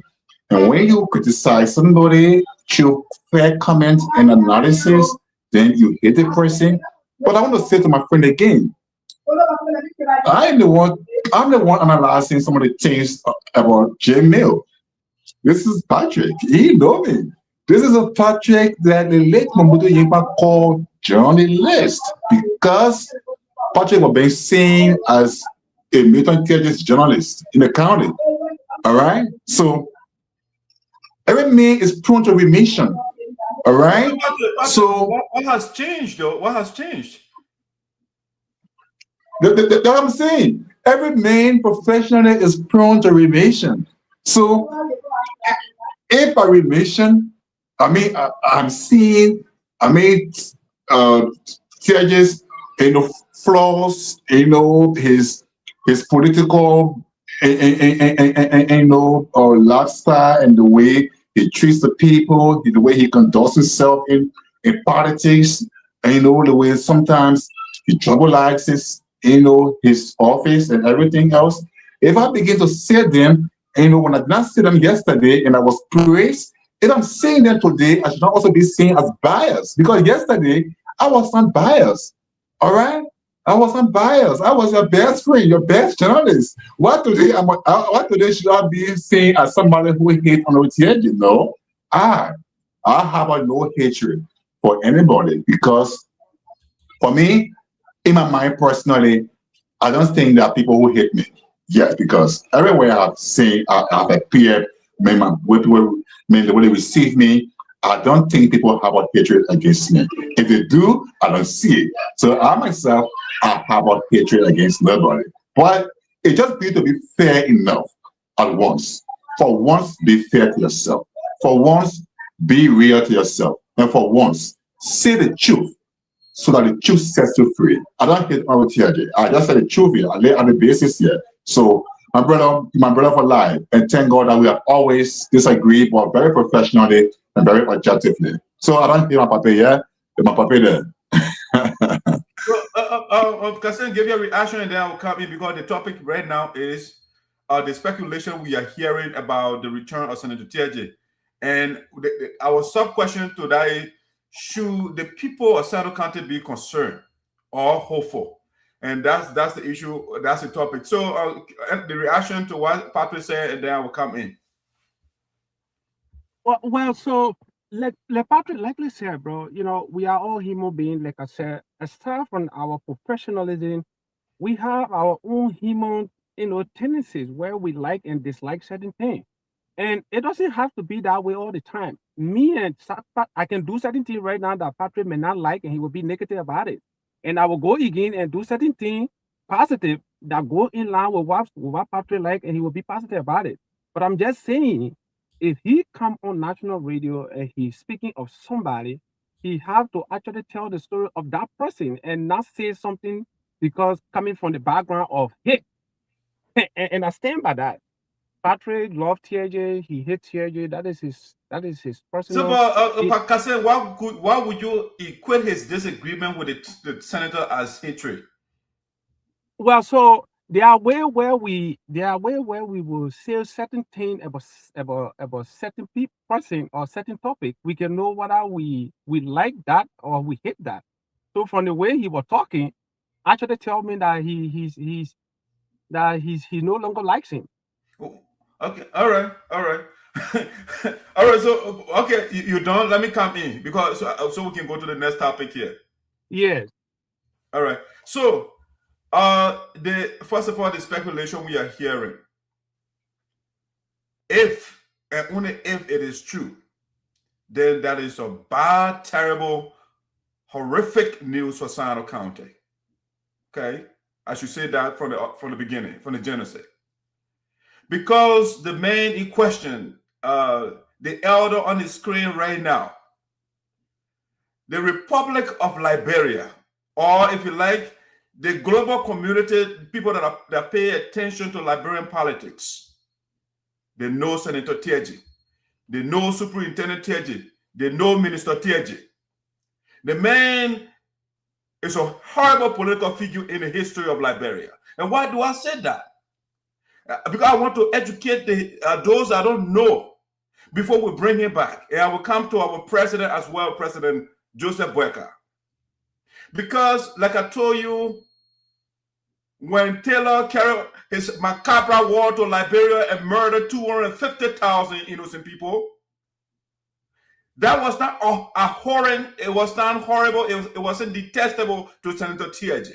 So after Taylor murdered our people, Taylor called him to be his mouthpiece, to be his spokesperson. And Senator Teahjay brilliantly executed that job. He defended every atrocity committed by Taylor in the country. That's what he did. As a matter of fact, Senator Teahjay collaborated with Taylor, and they fetched our logs from Sinoe County. That's where the trouble came from.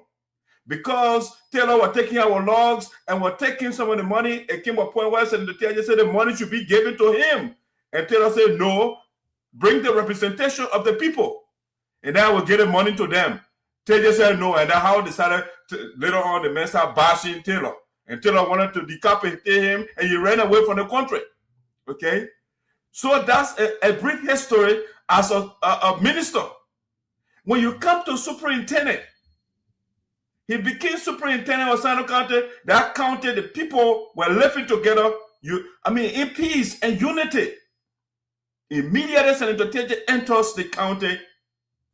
It was, visible tribal polarization. Okay, that's what he did. He polarized the people of Sinoe County. The development was killed. Everything was Teahjay one, and Teahjay one. After that, an investigation was done by GAC. Mr. Teahjay was indicted, taken to court, and declared guilty. He was asked to pay $50,000. He did not pay that money. You know what? I am, you guys know me. I am a specialist when it comes to Teahjayism, because I studied the man for years, and I propounded on him, and that's why he was rejected by the people of Sinoe County because of the campaign we ran. So I am hearing now, Shirley, that man was senator, and he even sponsored a bill for people when they raped our children so that they can be set free. That was the bill he sponsored.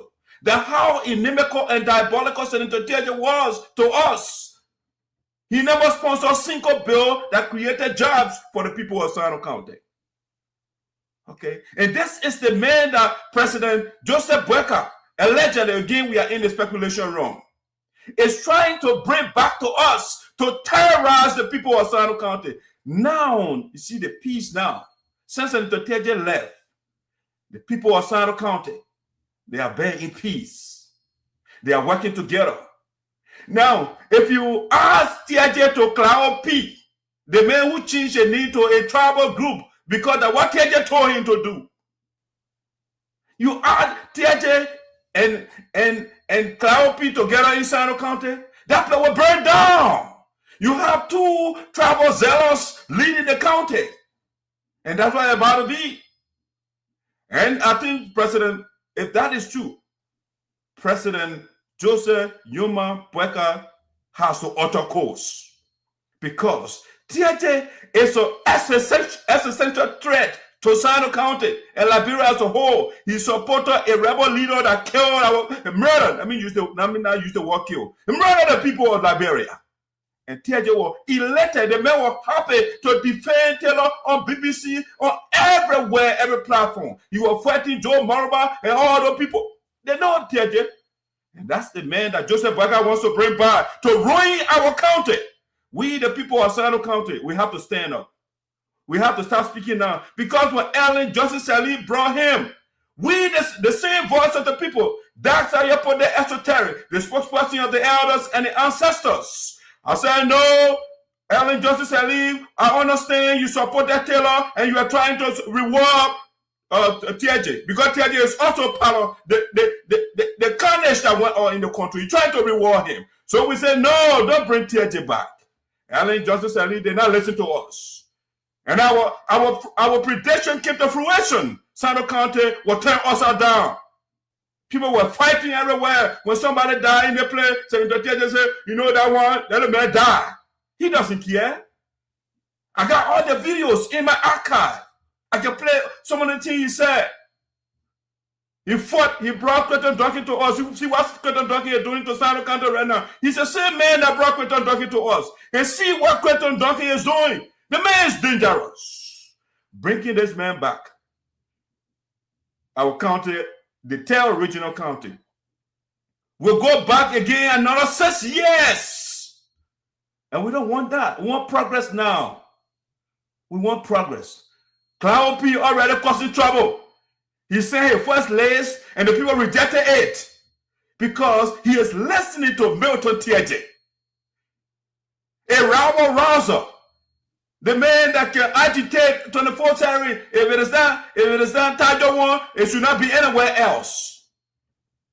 No, people of Sinoe County, let me stop there and give the other the participant the opportunity. But I just want to sign the caveat again. The Gracia, the perspicacious dark side, you put the esoteric is speaking again. It just a better voice, this man on us.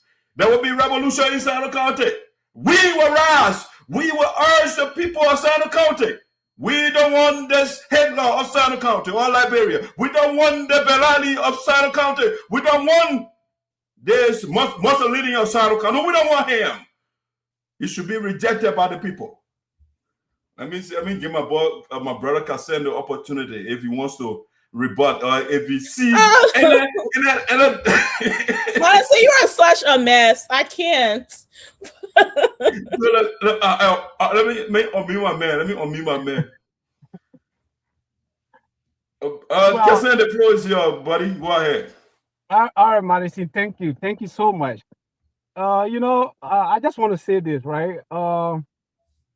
There are certain journalists in America, they are completely for the Republican Party. So whatever the Republican Party do, whether they right, they wrong, they will praising them. But the anti-Teahjay rhetoric coming from Madison Freeman, Zaza, it's not a strange thing to people who follow Sinoe politics. They know. You understand? And the anti-Teahjay rhetoric have been in the past, so is now, and it's going to continue in the future. But the good thing is, let us assume that the speculation that you and myself are hearing about Senator Teahjay going to the court is a fact, and it becomes reality. You know what that have happened to Sinoe? Sinoe County have reawakened on the national political scene. Sinoe County, like you hear Donkey on national TV saying it's a dead county right now. Since Zaza and Teahjay left that political scene, when last have you heard Sinoe in terms of leadership on the national and local level? It's like a dead people, like orphanage children somewhere, and I get my power to talk for you. That's how Sinoe look like. But now that you have hearing Sinoe, that Senator Teahjay is coming back again to Sinoe leadership, you are going to feel Sinoe present on the national scene. And the people are talking about the young people, the women, the elderly people are happy because you know what have happened? They are coming to get job opportunity again. That's what Senator Teahjay is noted for. But I just want to take this time briefly to just clarify and because you provided a lot of this and misinformation. So this information is different from misinformation. Misinformation is when you say something that actually did happen, but you are saying it the way it did not happen, then you are misinforming people. Now, the disinformation aspect is something that did not happen at all, and you're trying to say it to make it look like it happened. That's what you just did. But here are the facts. Senator Teahjay, when it comes to the relationship with him and Charles Taylor, Senator Teahjay is not on record for being any member of any warring faction in Liberia from 1989 up to 2026. He had never MPFL, ULIMO K, ULIMO J, LPC, Model, whosoever rebellion that happened in Liberia, Senator Teahjay is associated with what? None. Zero.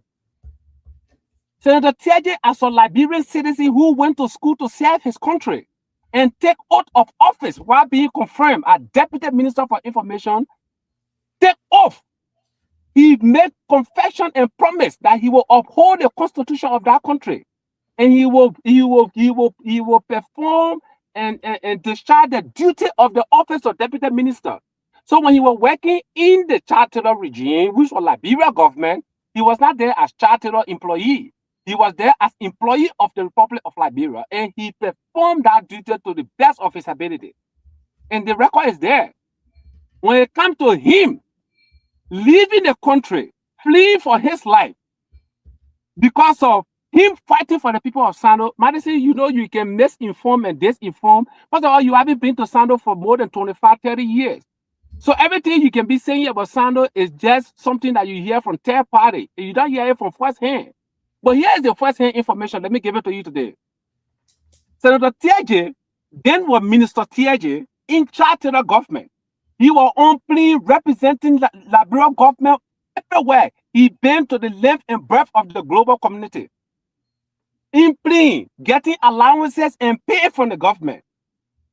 If he was somebody who was just narcissistic and egotistical and just there for himself, he wouldn't have lost that job. But guess what?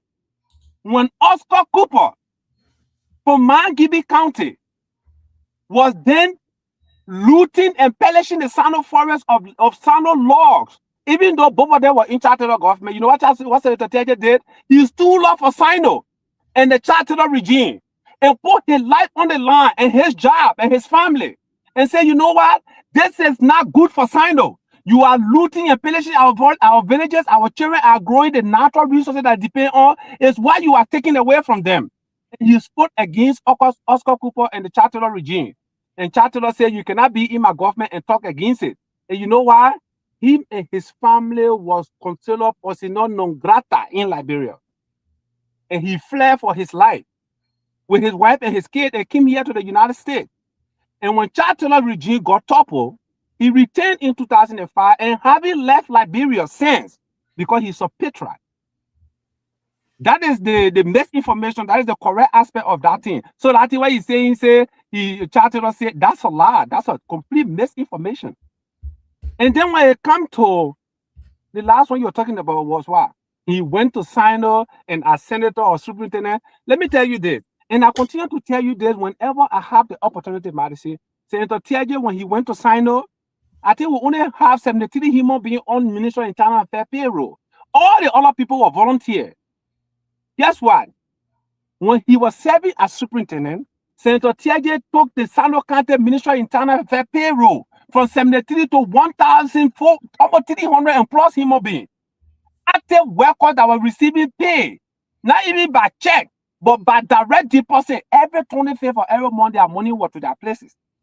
That's what he did. The young people were empowered. The women group, every tribal grouping that you're talking about. Now, Senator Teahjay is the one that unites the entire Sinoe County. The Sapo Apollo is even older than you and myself, brother. The crew for the 8th session existing is older than you and myself and have been pre-existing before you and myself, bro. Senator Teahjay is okay when it comes to that. When he went to the county and said, listen, the Sapo Apollo is a traditional organization funded by our forefathers, where they speak unity and speak development for their district and for their town. So I will sponsor every grouping in this county, including the Mano River youth, the young people, every group, so that we can come together to help to develop our places. Was that a bad thing to do? If some people here get something to do in Sapo land, you use the Saudi Affordable Organization to meet and raise funds to do that. Crew people, you go to crew for the 8th session. Mano River women, you go to Mano River women groupings meeting and organize what is good for you. Is that why you call tribalism? Let me tell you today, every politician in Liberia, in Sinoe today, they have to build houses, they have to build bridges, they have to buy cars, they have to be. Who initiated that? Somebody called Milton Teahjay. He introduced that politics into Sinoe. That when you represented these people, you should transform their life. You should do something impactful. Brother, let me give you the story, and I will end on this. Please, so I can bring it up. Senator Teahjay and myself went to Kamutan. I don't even think you know Kamutan. Maybe you may hear Kamutan name. But Kamutan is the biggest town next to Vubadi. I mean, to Juazon. Belobokri. In the entire history of Kamutan, that place got more than almost how many thousand citizens living over there. They never had town hall. Whenever a politician or any leader enter that place, they will take you to one lake, King Jusha, you sit down there and talk.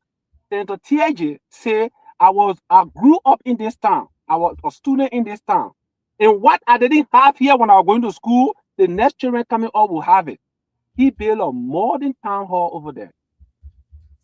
And Sinoe about Noah is doing same. He building Google places. He bought buses for school children. Senator Teahjay bought buses for nurses. So everything that is good, that what Senator Teahjay can do, only his opposition can speak negative of him. But the reality is, the people that live in Sinoe, who are the citizens, are celebrating and jubilating and are praying for this Roman to actually be a reality. Because the young people, the elderly people will get their job. They will not only get a job, but they will get a job that is secure. That's what I can tell you. Okay, but thank you, Justin. Let me bring Shelley down. Bring you, Shelley. I mean, brother, I'm actually on the clock at my work. I just asked for an hour to just do this. So if I have your permission. Definitely, man. You have to cater to your source of income first, man. You can take care of your family. Appreciate it. Yeah, but Shelley and Justin, I'll definitely keep in touch with you guys. You guys are brilliant. You guys are well articulated. I respect you guys, and I can't wait to actually keep interacting so that we can talk about. I wanted to answer one simple question before you leave. Yeah, sure. All right, so you just dive into all the good things that Senator Teahjay has done for the people of Sinoe County. Now, and you talk about the Justin, one second, please. This man talk about Senator Teahjay being indicted and found guilty. That was my question. So Madison actually is an educated guy. He's very, very educated. He know a verdict that when it comes from the court, he know what it is. And he know if the court tell you to do something that you didn't do, he know the consequences of that. Okay? So Madison just misinformed and disinformed the people of Sinoe and Liberia that Senator Teahjay was found guilty, and he was. To summarize this is this. Yeah. Yes, there was actually an indictment drawn by the Liberian government through the through the GAC and the LACC. Senator Teahjay was accused on 7 counts. Economic sabotage, misapplication of public, and all of these things. Long story short, 3 or 4 of the charges were thrown outside because it doesn't make no sense. Okay. The one that actually went to court, okay, that Madison Fowler Zaza, the late Senator Joseph Nangwe, myself, Kassim Jabate, served as witness. So I'm not speaking as third party. That's why I always tell him, I'm speaking as one of the evidence in the case, an active member of the case. Now, that was Senator Teahjay's lawyer said in the court that they say, it is not the preponderance of evidence that you will produce in this case, but the quality of the testimony of your witnesses is what matters. Okay? So they bring almost 105 pieces of evidence against Senator Teahjay. They just throw everything out. You know, the only reason Senator Teahjay was even not guilty, but liable. Now, the difference between liable and guilty is when you go on trial for a criminal case, and that case ended, and you were wrong, you are found guilty. It is equivalent to prison sentence, or prison sentence and fine.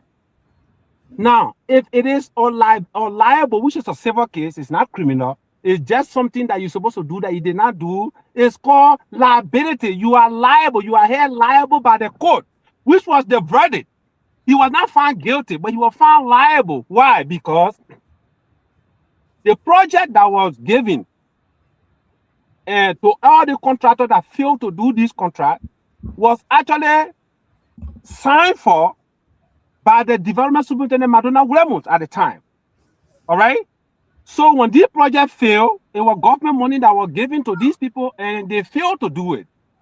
So Senator Teahjay, as superintendent then, who gave the authorization to his development superintendent to interact with these contractors for which they failed and the government lost money, Senator Teahjay was found by the court that you did not do due diligence as a leader. So for that reason, you will be liable. You are held liable for some of the things, for all of the things that development superintendent did.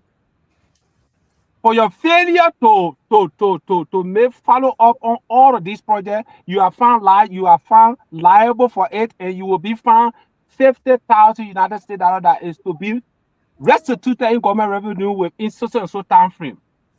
And that money will pay for. Who is Senator Teahjay that was government of Liberia say he must pay so far, and up to the day he not pay, and he out there? How possible is that? Let's not monopolize the conversation. Let bring Justin. Well, he just asked me a question. I'm just responding to it. Right. All right. Appreciate it. So that means that's a different account you are giving to what that just gave that the senator. Well, what that gave you is the one that he gave sitting now in Philadelphia. What I gave you is the one that happened in the court because I was there as a witness. Yes, I understand that. I'm not cutting you off, right? If you listen to the introduction of the convo, right? He said, "My DNA the whole conversation." No. He said, "My DNA is Teahjay DNA. I'm a Koon or Teahjay." So I can Can you take a quote No, and tell you to I go get also paper told and you that You I'm were an just- independent person with independent mind. Okay, so if you want to say well, that's fine. So let get Justin. Well, I just we want to to- thank you guys so much for the opportunity. I really like the level of respect. Shelly, I really respect you. I mean, I've been following you. You know, Justin, you are very. I think you guys both are from Sinoe, right? Yes. Yes, sure. Good. Listen, bro, we have to have this Sinoe diaspora citizen, especially the intellectual giant meeting, so that we can sit and talk and then decide. One day we can decide who among us here or who among you guys can become leader, and then we'll put our support behind the person. We must get somebody from America to represent us over there. I And hear me, I you. already I Shelly or Dias, even know that my opposition for this time will be for him. So my man. Gentlemen, I'll see you. Have a Well, great day. we hope that shouldn't be the last time. We look forward to having you on here. Then. No, sure. I'm always available. I'm just a phone call away. Taida, my man, you know we interact on backstage a lot. Yeah, we'll talk. Yeah. All right, bro. Y'all have a good one, man. Thank you so much. All right, buddy. Thanks for coming on. All right. Bye. I'll come and butcher the man. He is absent. It'll be bad for him. Well, yeah. So who turn? Justin, you done? So I can bring Shelly and then. Let Shelly come in. But what's the truth to this whole story of Teahjay being sent to court or accused by the court or convicted by the court? Now he just gave a different account that all the charges were dismissed by the court, and the court said the one thing they said that you are liable for not holding the superintendent responsible for carrying on these misappropriation of these funds. So for that reason, you will pay restitution of $50,000. What do you have? The facts to the particular story of so I will bring Patrick later on because Patrick was also a supporter of Senator Teahjay. You see what are the former supporter who is now a supporter, you get his opinion on that. But right. The evidence is everywhere, Justin. Both men will say is omnipresent and ubiquitous. Everywhere you can find it. All right. So for example, you will see one of these, right? Teahjay guilty for corruption. I'm not the author of this new article, right? No. But if you ask your man Kassan, you'll say, oh, that's propaganda. That was the court verdict that the newspaper were reporting on. Okay? Teahjay guilty for corruption. They didn't say he was found. You are using the word liability and all that thing you were talking, that what they call political dribbles, right? Or linguistical dribbles. That what you're doing, trying to dribble you. You know, you have to understand that Teahjay begin and they can play with words. So you're trying to do that. But the people, if you even go to the LACC, they got everywhere to the court, Teahjay was declared guilty, right? Yeah. All right. So it's not something that we should be debating. It's not a debate. You are declared guilty. And the man said, the man paid the $50,000. He will not give you evidence. Those are things I pressed them or we had a debate back in the day for years. Okay, you said Teahjay paid. Get me the receipt of a payment. They couldn't do it. The man still got $50,000. He said, oh, why is it that the man did not go to court or did not go to jail? Liberia is a banana republic. You see people right now, government minister, then they rape a little girl and they're walking free. You know, that's the country you have. Things are going on. You have the prior former government, right, where auditors of government, I know that 6 or that 3 auditors, government auditors, they die. Nothing came from out of it. Yeah, right. Nobody will hold accountable. And you say, oh, that's serious country. So anybody Teahjay can be declared guilty and they still walk around. That's the country you have. If we have a serious country, why you think Teahjay can't come to America? Because they were arresting and putting in jail because it's a serious country. So since he ran away from the country, he can't come back. Because he did all this shady thing here and he can't come back. Especially Trump will say Iceman and will get you some money. So Milton Teahjay does not even want to come here. All right. So now he made specific claims. So I want to react to those things, right? Yeah. He said Teahjay was not part of any rebel group in Liberia. Really? The man was part of NPFL. And that's why even Taylor rewarded him. He was a spokesman for Sinoe County for NPFL. Why do you think Taylor was just arbitrarily made a man information minister because Taylor loved him that much? He was part of the revolution. And that's why he was given a job. I mean, just think about it for a second. You are not part of any rebel group. You and Taylor, you guys are not friends. And then the man will become president and you call you to give you a job, to be a mouthpiece. That's something for you to believe. Teahjay was active player in the war. All right? And that's what Taylor rewarded him. So don't believe that thing that man said. He said, Teahjay upholding the Constitution. Seriously? You have a rebel that came to power. And the man, okay, the argument here is, the people elected a man. And so Hitler was elected 80%. 80% of the people they voted for Hitler in Germany. Does that make Hitler a good president? So it's the same thing. We had this Taylor terrorize the people. This is the man that went on radio and said, G. Henry Andrew, if I don't win the election, angel must come for heaven to protect you. That was a fair election. The man terrorized the people. All right? So that's the man that Teahjay was working for. That's the man you were working for. All right? So that's the kind of man. And he said Teahjay was working for the Liberian people and not for Taylor. You serious? You know what? You know what they say? Those government officials that are working, you know what the Constitution says? You work at the pleasure of the president and not at the will and pleasure of the Liberian people. The men were working for Taylor. You were working at the will and pleasure of the president. That's what the Teahjay were doing. So that's why he was defending everything and anything that Taylor did. Taylor's son used to drive around in that country. When you park by a vehicle, they will shot you their house on. Teahjay and Taylor, they took the National Bank of Liberia and they carried the Wellflower to Taylor's house. That's how that country was running. And that's why the guy is defending here. The man went as far as Sierra Leone, and that's why he's in jail for 50 years right now. His son, who was also terrorizing, he was the leader for the son of the devil, the SOD. Chucky Taylor, he's in U.S. It's a serious country. He ran away after murdering Liberian people. He came here. He's in jail for 97 years. Okay? We're talking about what Taylor and his children did in the country. That's the man Teahjay was supporting. All right? And he also said Teahjay united the people of Sinoe County. Patrick here, Patrick can validate that story. Whether Sinoe was divided or united when Teahjay was a senator in Sinoe County. I'm not going to waste my time on that. Even the chief of officer for Teahjay, Marshal Teahjay is filing right now. Tuoli or whatever you call it, sir, he changes your name to. Marshal, he said, does not even agree that Sinoe was divided. If you ask him, when you're honest, you will say Sinoe was divided. The Sinoe legislative caucus, it was divided everywhere. Teahjay ran on, did tribal stuff. The man brought in the sample and the crew for the 8th session. That the crew for the 8th session thing that man was dwelling on, he thought the people were going to pull him back. We listened to his campaign speeches. We the majority here, we the crew for the 8th session, and guess that, you got to follow me or else you will die in the county. You're doing all the divisive stuff. I'm not a stranger to Sinoe County, so Cousin cannot come say those things to us, He said Teahjay pressing, let me not leave that. He said, he talked about Camel Town, right? The reason Teahjay built Palava Hall, the man told you why Teahjay built Palava Hall in Camel Town. He said Teahjay grew up in Camel Town. He said it himself, right? So if you go in and build a Palava Hall or Town Hall, whatever you call it, is that something for you to celebrate? He didn't, beside Camel Town, that was the only Sapo town. He built Palava Hall in the rest.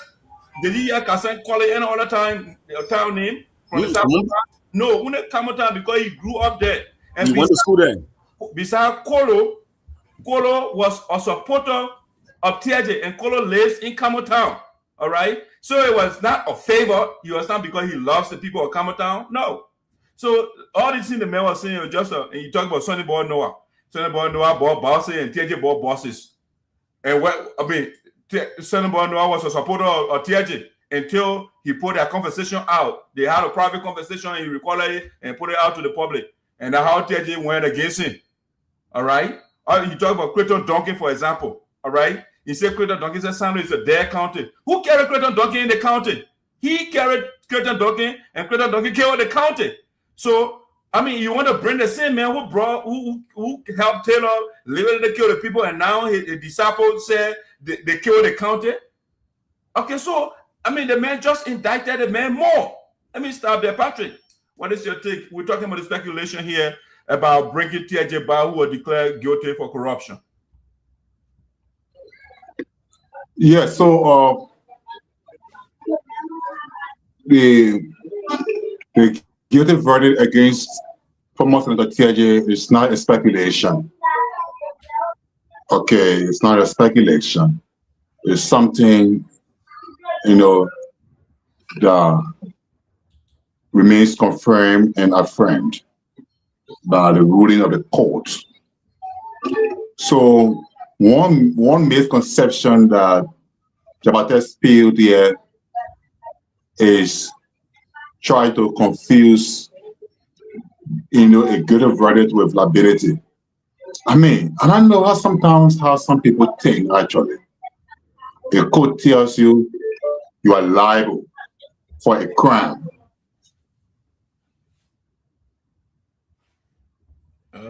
Or you are liable for, or you are. Go ahead, Patrick. All right. Then you say it is not. Yeah. And you say it is not guilt. Liability is not guilt. So I'm not a lawyer. I'm not going to law school, and maybe lawyers will have to tell me, what is a guilty verdict, what are liability, or or whatever. Yeah, the man internet is glitching up.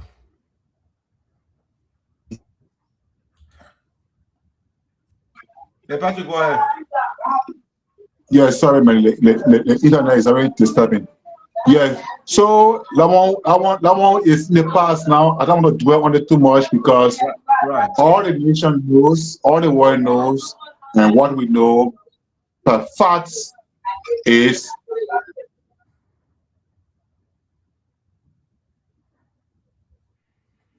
all right. Patrick is glitching up there. Let's see. Yeah, so Shelley, I want also get to the next topic here. This one is a major one too. I want us to do it before we leave. Yeah, we've been here a little while now, and Shelley doesn't play with time. She can just be looking at her watch. Let me see whether Patrick is still visible. No, he's not. So let's do this. I mean, kick him out. Maybe he'll come back. Yeah. So this it's a breaking news. We'll be right back.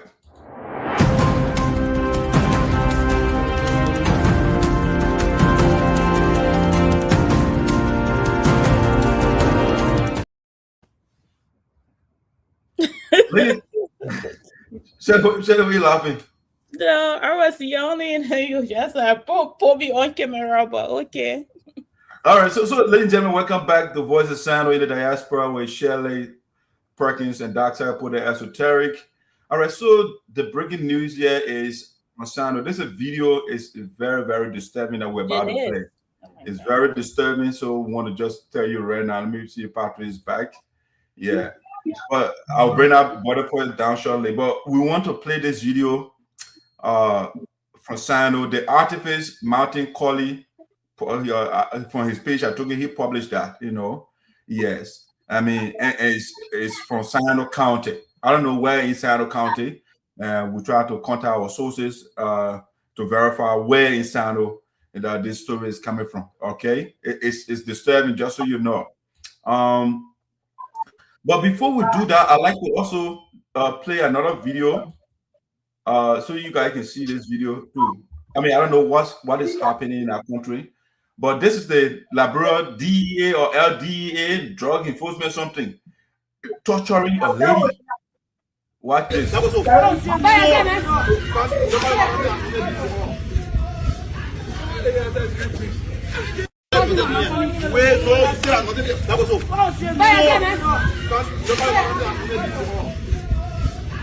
It's not playing.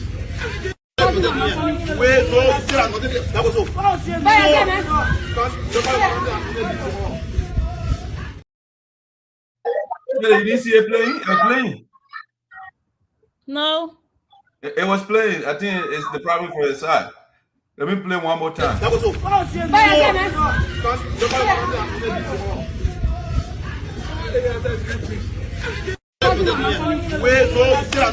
was all.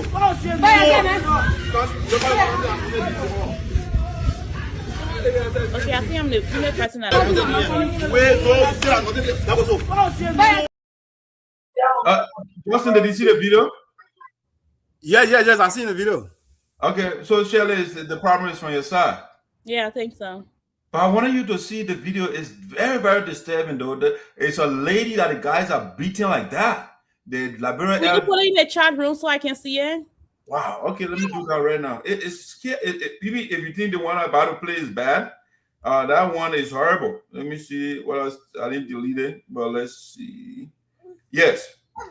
So I come in to play the next video here. All right. It's horrible. So we can talk about these two videos. Yeah, let me play this one, Shelly. I thought I had it here. All right. Parent, I'll look for you. I got a bunch of stuff here. So, ladies and gentlemen, this video is disturbing that we're about to play from Sinoe County. Yes, it is bad. It's a bad video. I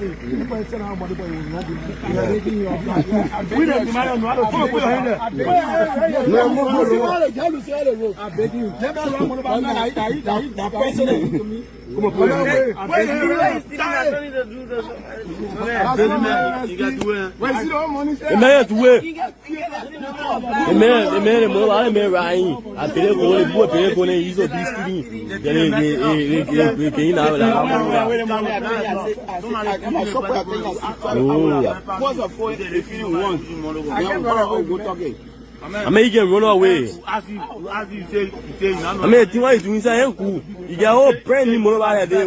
Brand new motor. Brand new motor. You sign for that.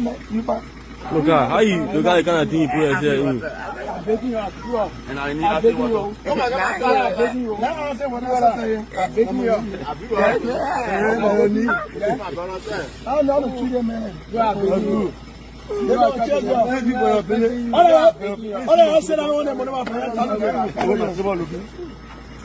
They say we're checking down there the money. You get new money. You get they want to go to BPD.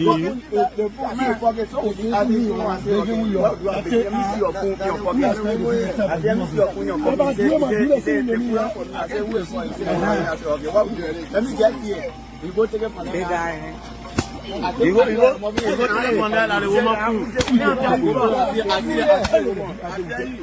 Yeah, ba.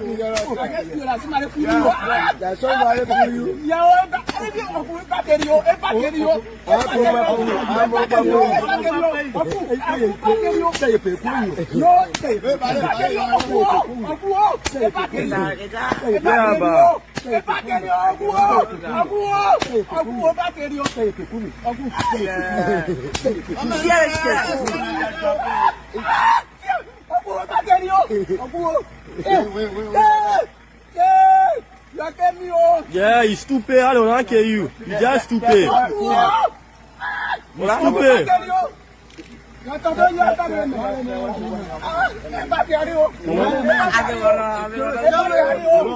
Oh, easy to change that coming.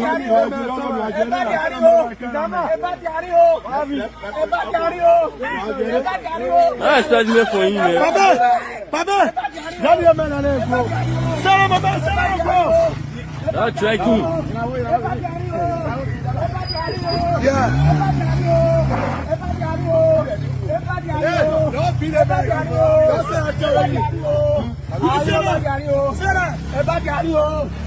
Go with it, man. Why are you talking about him for? Where are you, Pa? Where are you, man, Pa? That is horrible. That is horrible. Yeah. So, Shelley, let me get a reaction to that video first. What was that? First of all, oh my God. So now I see what I couldn't even see that first video. You saw it in the chat room? I put it in the chat room. Why are they treating her like that? And why are they like take the ball close off him just to beat him? Like, who are you? So people just take everything in their own hands and like I can treat anybody the way I want to treat them, and they're dragging him while the motorbike is leaving. What? I don't know what to say about that. It's crazy. Justin, what's the reaction, man? What's Labrador coming to? But Labrador is not coming into anything. This is how Liberia has been for the last 20 to 30 years. When we talk about old Dofa Tabe, tying somebody on a motorbike and dragging it in Liberia, that's normal thing. That is normal. People it's not normal to tie somebody. Yeah, that's not normal. What I mean is normal in Liberian setting. No. They try. I mean, I don't want to normalize. Yes, yeah, no. Okay. That's not normalized. What I'm saying is we have done this for the last 20 to 30 years. So even children that was born before the war, all they know is that amount of violence amongst themselves. They know nothing outside of that particular way of life. So for them, Justin, let us not conflate it right here. Right now, we are not in war. Right. During wartime, they were doing all of that. We are not in war right now. Why are you doing this? If we say we're under the rule of law right now and not under the rule of rebels, right? Yeah. Then why should the law not take its course and you are torturing this man like that? Yeah, go ahead. It's sad. I learned that the first video you showed, the two LDEA officers that maltreated that lady, I heard the next day or so, they got disrupted. They got dismissed out of their post, but that one happened. The last video happened in Sinoe County.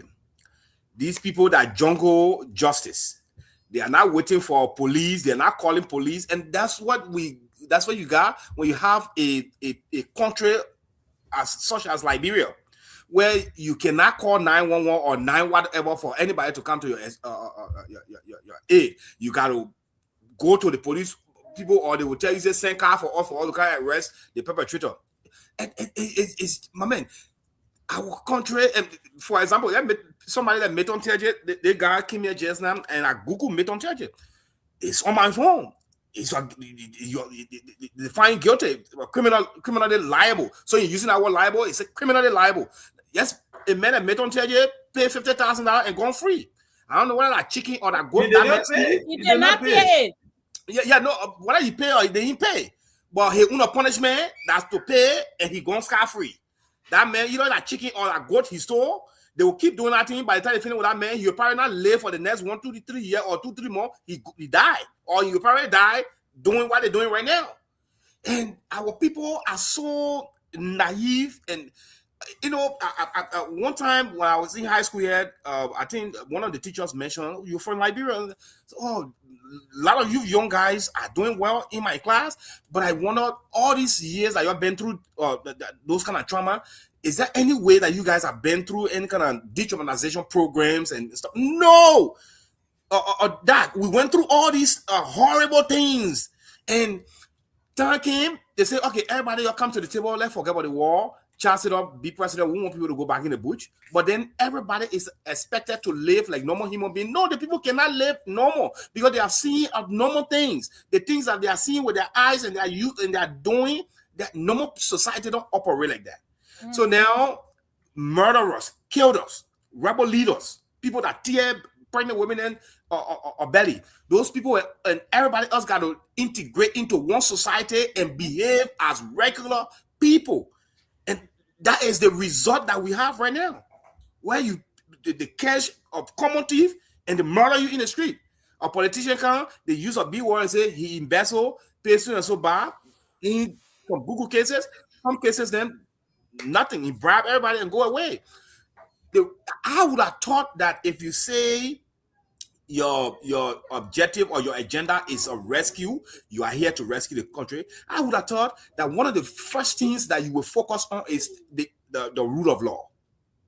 How to revamp the entire judicial system of the country. And the rule of law is part of the agenda, part of the arrest agenda. Yeah. Yeah, but It is part of it. Yeah. we have seen cases that just piling up into court, especially corruption cases, and no result at the end of the day. So it's so sad for our country that I saw some interview for him, Joseph Boakai. He talking about agriculture is paramount to the country, but you are the same person who gave agriculture peanuts, but then you say it's paramount. How do you say one thing and then you do something else? And so that's the kind of country we got. It's sad. Innocent people will continue, not innocent people, but people who do a little wrong things will continue to face that kind of jungle justice in the people's hands themselves, while the mean people that murder. Pierre Lumumba once said, when I was there, he said corruption should be considered a crime against humanity. And I fully agree with that. Corruption should be considered a crime against humanity, because you don't know that fund that you have embezzled. That hospital is supposed to build, or that hospital is also fund. Those people that go in that hospital, they don't have that resources, they will die. The road are supposed to go down there, the road not going down, the car they're not going there, they'll make accident, the people will die. So you kill people, you do mass murdering by corrupting from the people. And that should be considered the biggest crime of all. But no, corruption is okay. But when somebody steals your belt, then we bust their head. It just Well said, Justin. Let me come in here. All right.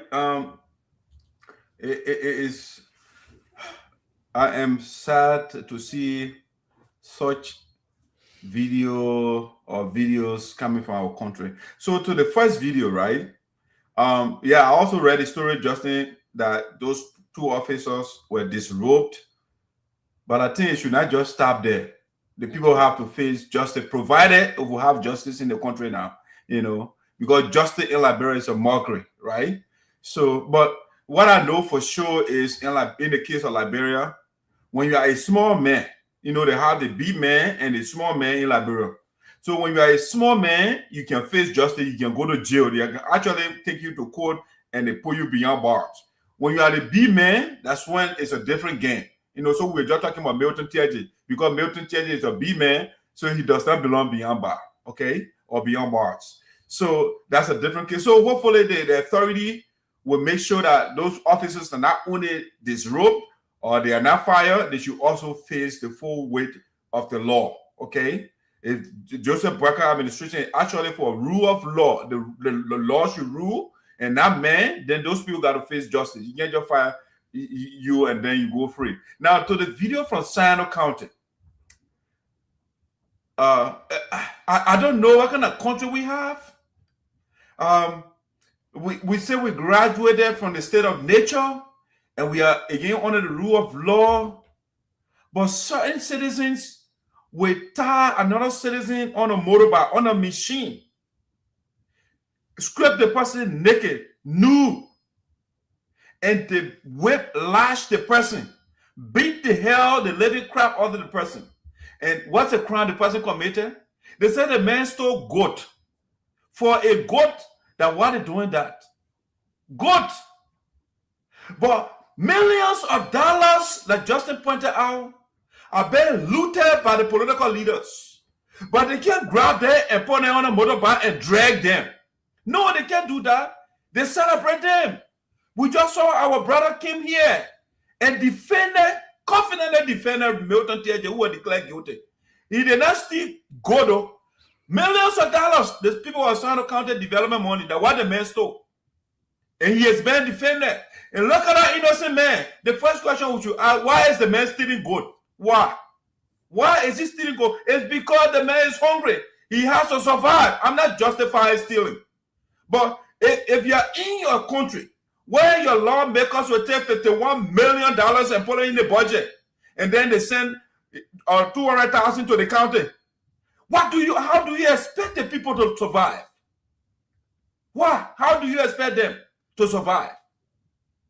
The people. So if you have your citizens and you don't provide opportunities for them to survive, they go into stealing, they go into robbery, they do all these different things. The politicians are also robbing the people, but no accountability. Nobody holds them accountable. The president got $15 million in the budget to protect him. They put another $9 million in the budget just for the president. but the citizens are suffering in the country. All right, and they're beating. So again, if the government is rule of law, all those guys, they must be arrested, they must be incarcerated, they must be taken to the court of law for taking the law into their hands. Okay, for being the judge and the police and everything, and beating the man and dragging the man with a machine. What? Dragging him with a machine. That's so disturbing. It is disturbing. It is disturbing for a goat. A goat. Do you wanna read some of the comments our viewers? Yeah, oh my man, damn it. But the nerd though, not the nerd to just like tie him like with so much confidence and just like tying him and took the rope and he's beating the man like, and you Shelly, the boss. The boss that did a lot of time a few years back. So that's what I'm saying. So you are right. Even our brothers that are here, and most of them have mental health problems, and they won't admit it, right? They do have mental health problems. The fact that somebody will just say a little thing to you, you just get so angry. Most of them have mental health problems. And most of us went through the civil war. We have seen people being killed in front of us.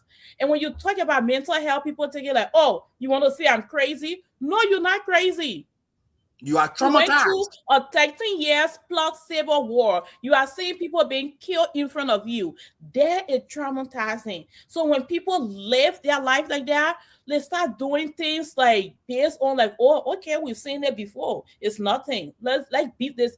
And you could tell from the people that are cheering, the other people are like, I don't know who doing the video. Like, go ahead. Yeah, drinking, foolish boy. Yeah, take your clothes off. Like, what's that? And there was another video that was, I think, a month or two back. That one, they say he stole another motorbike. That one, they lie him down on the floor. And then the guy was using the motorbike, driving on him. Go back and forth. While the other man got it playing in the head, beating your head. He died on the spot. For motorbike. Yeah, right in the motorbike. So like Justin, like you and Shelly pointed out, like it's a cogent point you made, right? Like, I mean, you have children, and now they are adults, right? Yeah. And from their youthful stage, all they saw was torturing people, you know, and doing all these bad things. And like Shelly said, no treatment for them, no rehabilitation, nothing, no program for them. And you absorb the people in the so-called normal society now. So all they know is what we just saw on the screen. I can't play that video again. No, I cannot. And I'm like, I'm so glad I couldn't even see the first video. To just hold a female in the man slapping the woman in her face. Like, what's wrong with you? What kind of training did you get? No. That could be your sister. That could be your mom. That could be your auntie that you slap it in the face. And it's okay. And then another female pulling her. What happened to the female car? Like, no, you can't treat another female like that. Watch yourself. That's crazy. I mean, it's just ridiculous. That's the country we have. If you guys have something else, unless we'll can you go through some of the comments? Like, people have comments here. Okay, all right. People are accusing us that we are in the U.S. and blah. One person. Let's see here. Maybe we'll go across the board and read. So I'll read the first comment, and then Shelly, and then Justin, just to get everybody involved. Claudia said yes. The one that you are talking about regarding a guy stealing a bike happened in Rehab, Monterey County. Okay, so the message he confirming that in Rehab. Okay, and Shelly, the next person, what the person say? A government is what the state sets up to satisfy the needs of the people. That's so true. Because you set up the government to cater to the people, right? But in Liberia, no, we don't see the needs of the people. That person make the comment because Sherman said that, I think he have a comment over there that everything shouldn't be on the government. Which I understand, everything shouldn't be on the government, but the government is to make sure that rules, laws are put in place, enforce that law, and make sure that people won't do the things that they're doing. But like both of you said, if we have other people who have that privilege where they can do stuff and they know that, oh, okay, nothing gonna come out of it. I'm just going to just walk out of this like nothing happened. Then people are not afraid to do anything. So you have to hold people accountable, and it is a government job to hold people accountable, to have rules in place, and those rules need to be enforced, and people need to be held accountable. So we don't have that. I agree. I mean, why you think, Shelley, the three of us, we are here? When a policeman is driving behind you, you are very careful. Oh yes. Oh yes. The whole traffic can slow down. So everything can be still. Everybody know they respect themselves. You know the consequences of that. That's why, to even add on to that, talking about the policeman, that's why people here make sure as soon as you get get to a place where you need to register your car, you need to make sure that your documents are right. You're not driving that street knowing that you don't have driver license or your driver license is expired. You make sure that you are doing the right thing. It's integrity, regardless whether the police people are watching you or not. You know, when they pull you over and you're not at the right place, you're not doing the right thing, they will hold you accountable. They are always watching. The police out here are always watching. So let's go to the next comment here a little longer, so I will put all backstage and then put a comment up here. So Justin, you can read that? Can you see it? Yeah, let me try my reading skill. Well, I still have some more left. Y'all have to be very careful. Even in the great United States, people still take matters in their hands.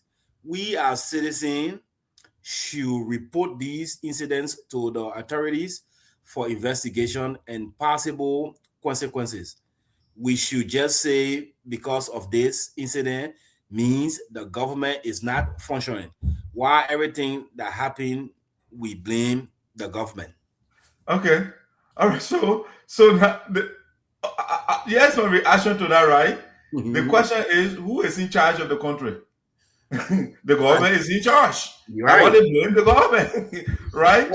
So everything that happens in the country, if you say the country has no leader, no government, then the question will be germane, right? It will be applicable here. But if we have leaders in power that running the affairs of the country, then definitely they will be the first people that will be called them, because the people elect them for some sort of structure to be put in place, right?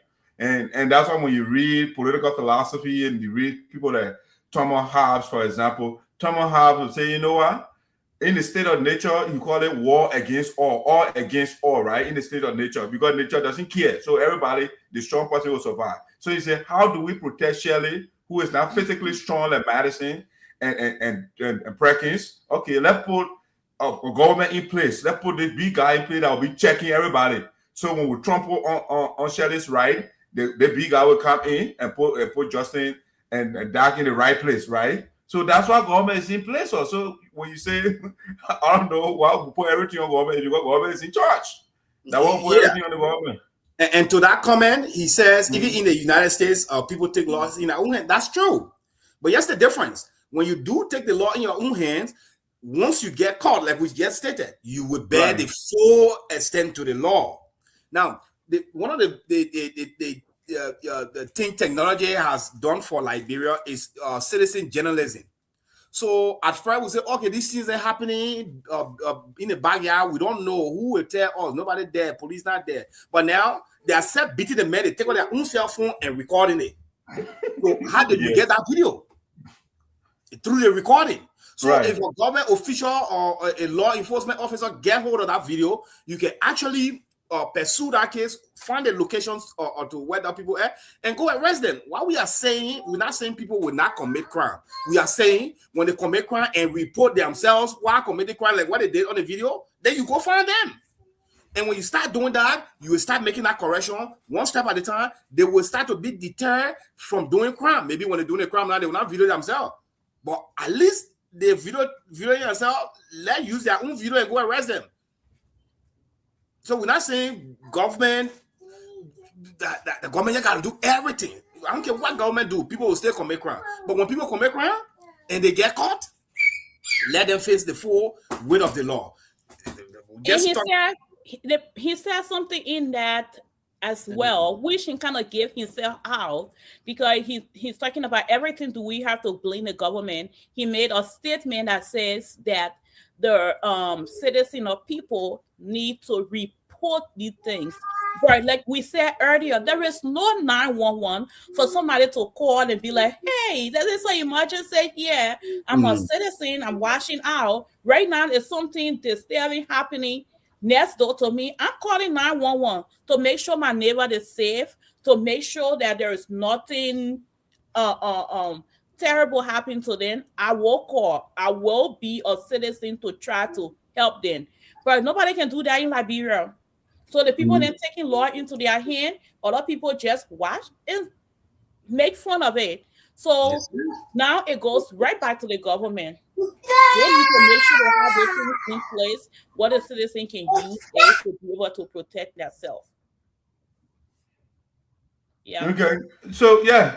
So so let's go through the comments quick here. Yeah. So Justin, I will put you on mute for a little bit. Yeah, put me on mute.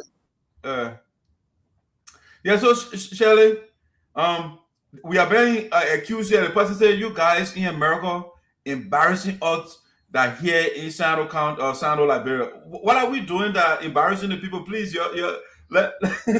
Justin, what are we doing that embarrassing the people in Sinoe? Because we see the video, but the one guy said the video did not occur in Sinoe County. So maybe we putting it on Sinoe knee that the embarrassment we're doing.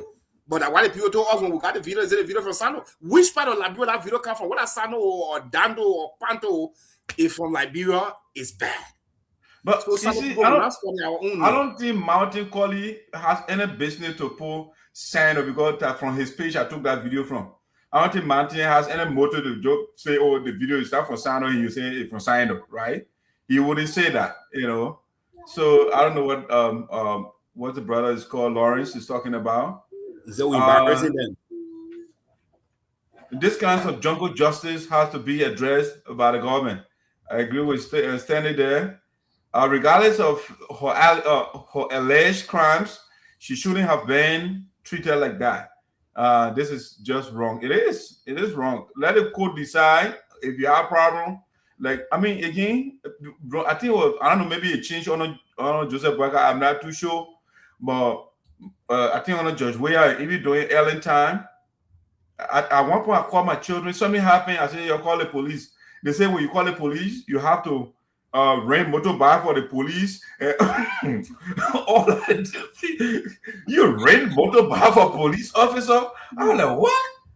Why you have to rent motorbike? Oh, Daddy, I don't understand how you're looking at. Yeah, when you call them, you gotta rent motorbike for them and all that. I'm like, I don't know what kind of country is that. Read the last comment. Read the last comment from Honorable Lauren. Okay, I'll read it. This is unacceptable and should be investigated. Can you provide the source of this video? Yeah, the video is from Sinoe. We are especially the last one from Sinoe. That's what was reported by Martin Colley, the activist who published the video, at least where I took it from. So what the guy say? If you guys let's visit in America, we the citizens of Sinoe County need opportunities and spokesperson. Period. What is he talking about? No, that other English part, I can't understand it.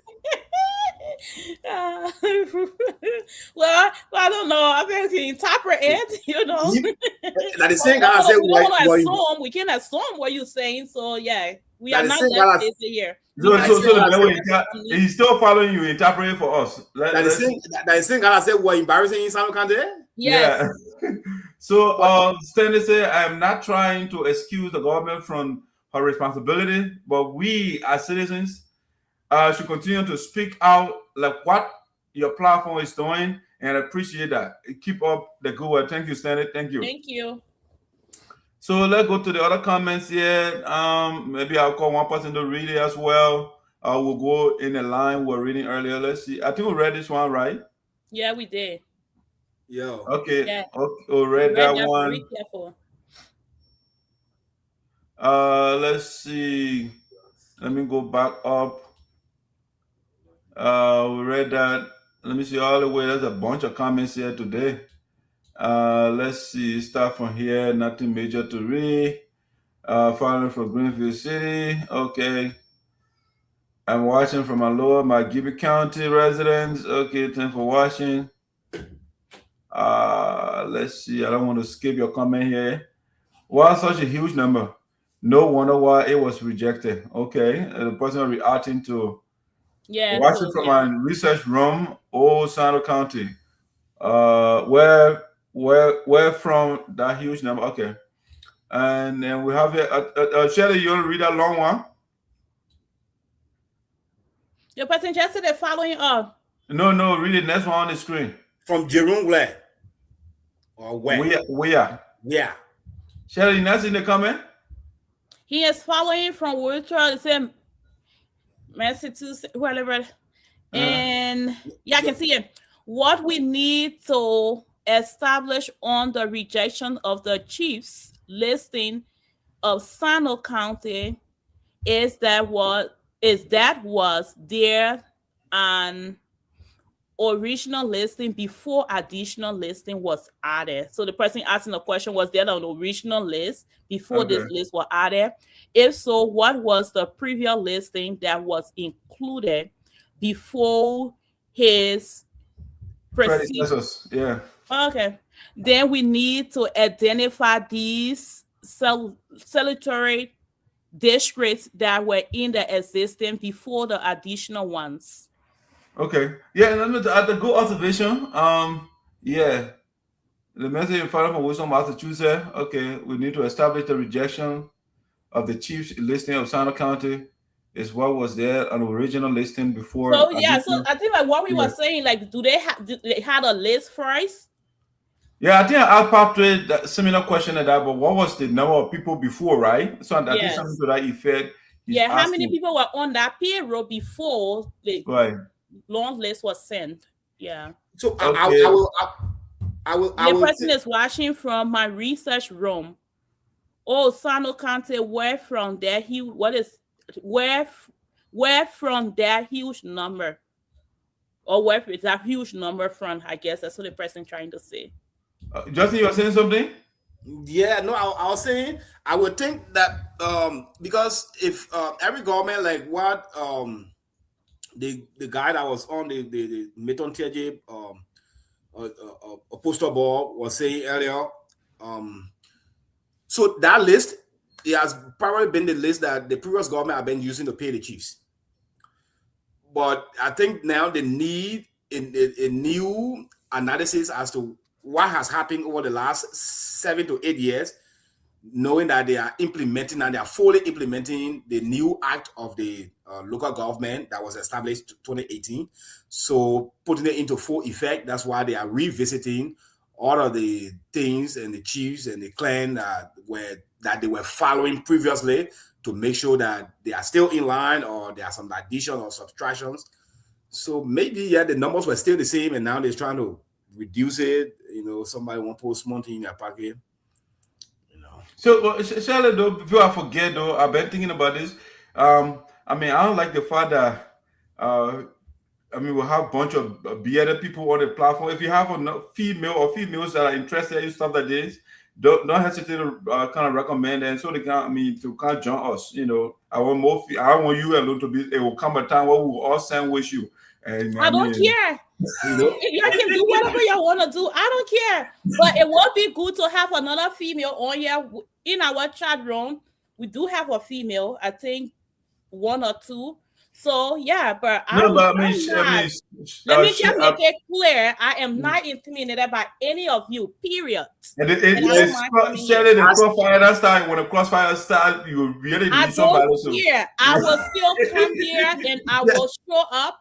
And I will represent every female. Okay, Shelly, you should not be intimidated by anybody, whether a male or a female. That's what I'm saying. Not at all. Right? Because you have let's get back to the comments, please. Let's see this one a little longer.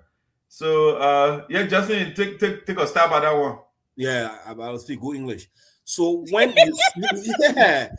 you say he put people on there that does not exist, whom actually are you referring to? Because your assumption or perception is wrong about the superintendent. Because the listing that was submitted to him were done by various chiefs or other local counties officials. Him being new at this job, he's now trying to write it. So to assume that he's trying to place folks on payroll for his personal gain is completely disingenuous. The man talking people. The man read it. Yeah, but you know who that is, right? Yeah, that guy that was on read earlier. Yeah, that's him. So he was actually referring to me, and then he came here. That's a main reason why he came on. But you know, it was a good conversation. Now he understands that nobody here trying to pass judgment on Senator Teahjay. Well, we are from the Code of Public Opinions. The actual lawful code actually granted him guilty already. So, oh yeah. What we're saying is what the code has already did. Yeah, but I don't think he was talking about that. He was referring to the conversation that we were having about the list being rejected, right? So he was just saying that don't just assume, and I wasn't even saying the man had people on there for his personal gain. That wasn't my statement. But he came here, then we talk about it, and we good. Right. I'm sure he got his answer. The exact topic we're on, Shelley, before the guy called in. The exact topic we're on. Doc, how do we call that room again? The speculation room. The speculation room. During the time of the speculation room, that's when he came in. Yeah. So he forgot to know that the meaning of we are speculating on the particular subject matter at the time. We're not telling you what we're saying here is factual. We are speculating. Meaning that but he got it. He won't know, right? So he came on here and were able to educate him. And he got it. I mean, but it was written on our subject line. I mean, from the speculation room, right? It was right there. So, but anyway, let's complete the comments. Let's complete the comments. I'll be teaching today. I will give you a long. Nobody really know long comment. Like your turn. Yeah, Shelly, that own that, and that's one for me. But this one, he's still talking to me. Why do I have to read it? The only way I so superintendent Slavion might do something like that is to create opportunities for those old chiefs and elders. And then he also said Nima and Sinoe County or Sinoe might not be equal in geographical size and population, but Sinoe local government is actually bigger than Nima. Grand Crew County, you meant to say county, is the smallest county in Liberia in terms of size and population, but has a bigger local government officials than any bigger counties. Okay, he made that point when he came here. Yeah. But that's not fact. That was a speculation too as well. Ryan, give me your opinion. Yeah, he said when they're creating jobs for your county citizens became a crime. Senator Milton Teahjay was the chief architect of massive citizen employment in Sinoe. So if that is a crime, then I am proud of JMI, whatever. You call it JMIL, for sure. JMIL jobs for Sinoe. Yeah. So, but he came here and he said all of that, you know. Right. All right. So I just want to, reading the comment. Unfortunately, we aren't going and we aren't going by our talking points, structuring of our. Now your son, where is he coming from? Who's that? Jerry? Yeah. Who is Jerry Sibo? I don't know him. I thought it was the IT guy. No, that's not him. So, our man Jerry said, I can say that the list was deliberately inflicted as another form or result of corruption. There was no mistake or incompetence involved. Whoever submitted the list, okay, so it's a long, so it can show the whole thing. Yeah, he wrote something longer than that. Let's see. Cool to see. I'm watching. Okay, listening. Okay, thanks for following. Yeah, I don't like to cover us so that I can put us backstage. Noah fight to remove Councilor Talley because he afraid of 2029, but surprisingly, Honorable Teahjay is the new port manager, sorry. Now, and Honorable Kolo is the new operation manager, Big Bomb Share for Honorable Ale Sonibor Noah come 2029. All right. So I think these are the comments. A lot of comments here. Let's see. Some still coming in here. Let's see another essay back here. Let me see the person who essay. I'll put you and Justin on in trouble here. Share that I own and Justin will be read the last one. So he said your name. The video is not from Sinoe. The video shows that the event was staged. Staged, yeah. Yeah. In reverse and not Sinoe. In River G. In River G. What about that?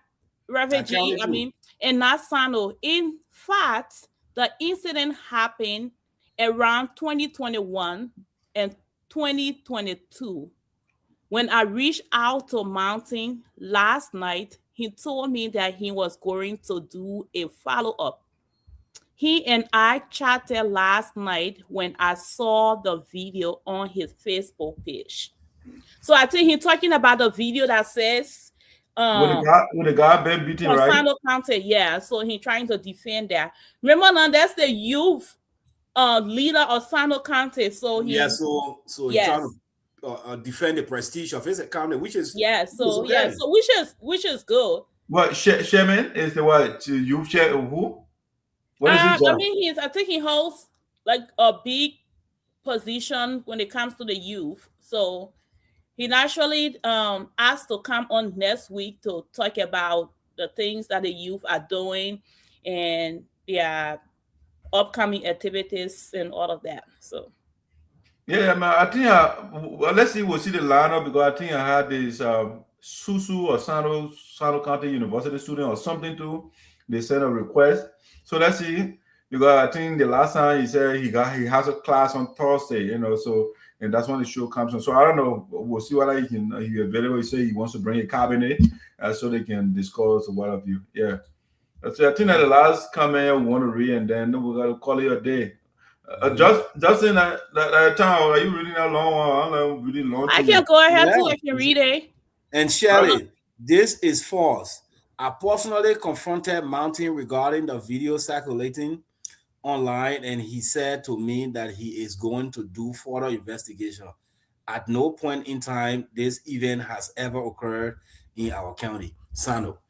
Okay, they were defending Sinoe to the but okay, assume it did not happen in Sinoe, right? It happened in Liberia. That's the bottom line. It doesn't matter. It doesn't matter where. It's still cruel. I mean, anywhere around the world to treat him being like that, you know? Right. Yeah. So I think from his point of view, they have some sort of rule of law. That's the boss title right there. He is the current vice president for FLA. Okay. Right. Yeah. Okay. Yeah, he's okay. He's the VP for FLA. That's a big organization. Okay. Okay. Yeah, I know. FLA. Yeah. Yeah, we're bringing them to the making fly on us. Yeah. Fly. all right, Justin and Shelley. I mean, somebody was pointing out or say, we're not going by, you know, the way we listed the team on the platform on our talking points, right? We have the master sheet, so we don't normally we just give you what we'll be talking about, an idea. We don't go back chronologically the way they are listed. Sorry, unfortunately, but we got a master sheet. It's like you the MC, they will give you additional information. Everybody will not have the information, right? So we can tweak it anytime. But like to do our closing thought. There are other things that left. You know, we don't want to make this show too long. Right. You know, I think we're exhausted our time. And Sherry probably Jed is waiting somewhere for her. Yeah, you know, don't let people then leave me. I have so, ladies and gentlemen, shall I do your closing and followed by Perkins, and then I'll wrap it up and we'll be out of here. Well, it was a really great show. Love the fact that people are being engaged. We want you guys to not just comment, please do share the platform. We want to make sure that we are here for Sinoe County, for Liberia as a whole. So if you come on, just do a favor, share our platform, try to follow our YouTube channel. And this is where the happening happened, right? We are here to advocate for our people and make sure that we are speaking out the truth. and bringing awareness to things that are happening in Liberia as a whole, but mostly in Sinoe County. Because one way or the other, we have some kind of connection from Sinoe County. I love to tell people I'm 100% Sapo. So being the only female here currently, looking forward to have more female because we have a lot of intelligent women from Sinoe County. So I'm looking forward to have you, my sister, come and join me on here. Other than that, I am not intimidated by any of these guys on here that will continue to show up every Thursday to make sure that we are speaking true to the things that are happening in Liberia. Yep. All right, Shirley, thank you. Perkins, the floor is yours. Closing talk. Yes, so it was a good show. We discussed a lot of interesting topics. Like Shirley said, we are here for Liberia. We are here for Sinoe County. So we as panelists, we are not perfect ourselves. Some of the issues we give our opinion about them. Some of the issues we follow the facts. So if you are listening and you think that there's information out there that is not correct and you have the rightful information, you can always send a comment or maybe call when we ever open the phone line for people to call in. But it's nice that you guys are following and are engaged with the activities happening in our country. This is the way that we can make or create awareness of all the good and bad that is happening in the country, so that we all can play our part in changing the country. When it comes to what is happening in Sinoe County, when the Port Director got suspended, the fact that she got suspended and without investigation, she was told immediately off the back that she getting suspended for 3 months. It seems like something was already done in the back before the suspension was even handed over to her. Now we are hearing that the former senator who stole from the Sinoe County people, Milton Teahjay, that's not me saying it. That's the Supreme Court of Liberia found him guilty from the LLPPCC law something. So yeah, if he's going back to the port to be the port director, then where are we heading? And that is not a good sign. That is not how development will come to our county. We cannot keep recycling the same politicians, especially the ones that have stood up for our people already. So if this is true, we should get on it. We'll use our voices to talk to the people of Sinoe County to reject him. Or maybe we can get with Joseph Boakai also and let him know this man is not good for the county. Check his record. He have defrauded funds from this county before, and we don't want to go through with him. So that press and button that are necessary for Milton Teahjay to stay out of our political scene because he's not good for our county. Like I said, the rescue team, they are doing some things good. We will not sit here and be hypocritical and say everything about the rescue is bad. We're seeing some development going on in the country, and we got to acknowledge those things as well. One of my key things is, in order for any country to be developed or any society to be fully developed, you have to establish a rule of law. It's very, very key. It's paramount to the society. People cannot just do stuff and get away with it. Like what we saw, this 2 video, a police officer putting slap in the girl ear. But that video was surfaced to the appropriate authorities and actions were taken against them. Now, do we need to take further actions for them to be held liable for their actions? Sure. But at least the first and foremost thing, they were disrobed from their responsibility. So now the girl that they abused or assaulted, she can press charges for assault and the court can take it from there. Now, that other video, whether it was in Sinoe County or it was in River G, regardless of which part of the river or county it happened at, is wrong. These are the kind of things we are talking about. So the same way that video happened and they were able to get hold of these people and fire them, that other video, regardless of what happened at, let the government or whoever in charge of that county authorities should flag it and let them bring these people to justice as well. Because in the absence of justice, in the absence of rule of law, we will have chaotic country, and that will scare investors away. Even we ourselves from the diaspora, we will not be living this with a safe mind, and that is not good, and that will not, be good for all Liberians. So on that note, it was a good show, and we will be here next Thursday to dive into more. All right, Justin, Shelley, thank you so much for the great insight. Sorry, I don't know what I'm doing here right now. Yeah, let's see what am I doing? Yeah, I'm trying to put, there you go. That's that orientation I wanted. All right, to our wonderful followers and viewers. There are people that just listen to YouTube, so we don't see you. We want to say thank you so much for following us. Like I want to reiterate what Shelley said. Subscribe to our YouTube page. It's Voice of Sinoe in the Diaspora. Hit the notification button.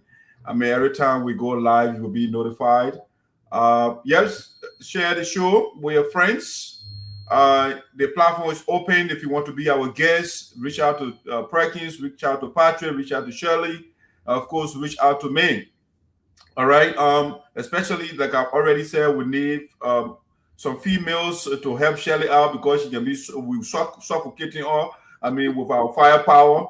So she needs some support. So if you're out there, you have what it takes, you know, if you like public stuff like this, more definitely inbox me, inbox any of us, and we'd like to have you on. To the people of Sinoe County, we want to beseech you, we want to hold your 2 feet. We don't want to digress. We don't want to go backwards. We want to go forward, you know. Backward, is it forward ever, backward never, right? Right. We want to make progress. Breaking Milton Teahjay is digression. It's not progression, right? So we want to go forward. I mean, Justin said, we want to take him out of the politics. I don't think it's our right, but especially appointed position, that's something we can prevail upon the president, but elected position, we can only make our case to the people when they want to put the man there, fine. The American people, they didn't listen. They put Donald Trump and see what the man doing right now, right?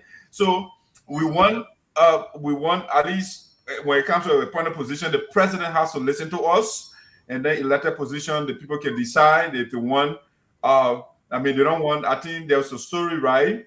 I think the fish, they had a catfish as the leader, right? And they started complaining and said, catfish too weak. So they went and said they want a new leader. They went to the king and said, you know what? The leader he gave her too weak. One new leader. So the king went and get an alligator. So alligator hungry, somebody will grab one and eat it. You know, the simple start crying. I said, no, you say you want a new leader, so take alligator. All right. So that we don't want Milton Teahjay. We don't want an alligator called Milton Teahjay. Our resources got to be probably allocated. Because what the guys are trying to do, he wants to run against Teahjay, right? So he wants, because he does not have money right now to run, right? So they're trying to put him at the port, just the way Sonny Boy Noah did, right? They put him, he was broke, they put him at the port, and he looted the place, you know, he did not renovate one building. So if you put Milton Teahjay there too at the port, you want to use the port as a cash cow, right? To milk the place. And that's what they want to do. But we want to prevail. And when again, it's the speculation we are talking about right now. Hopefully, it's not true. Even though our man Kashan say he wants the information to be true. So, but we, the majority, we are saying no. We don't want Milton Teahjay. All right. So, ladies and gentlemen, I want to say thank you so much for following us today.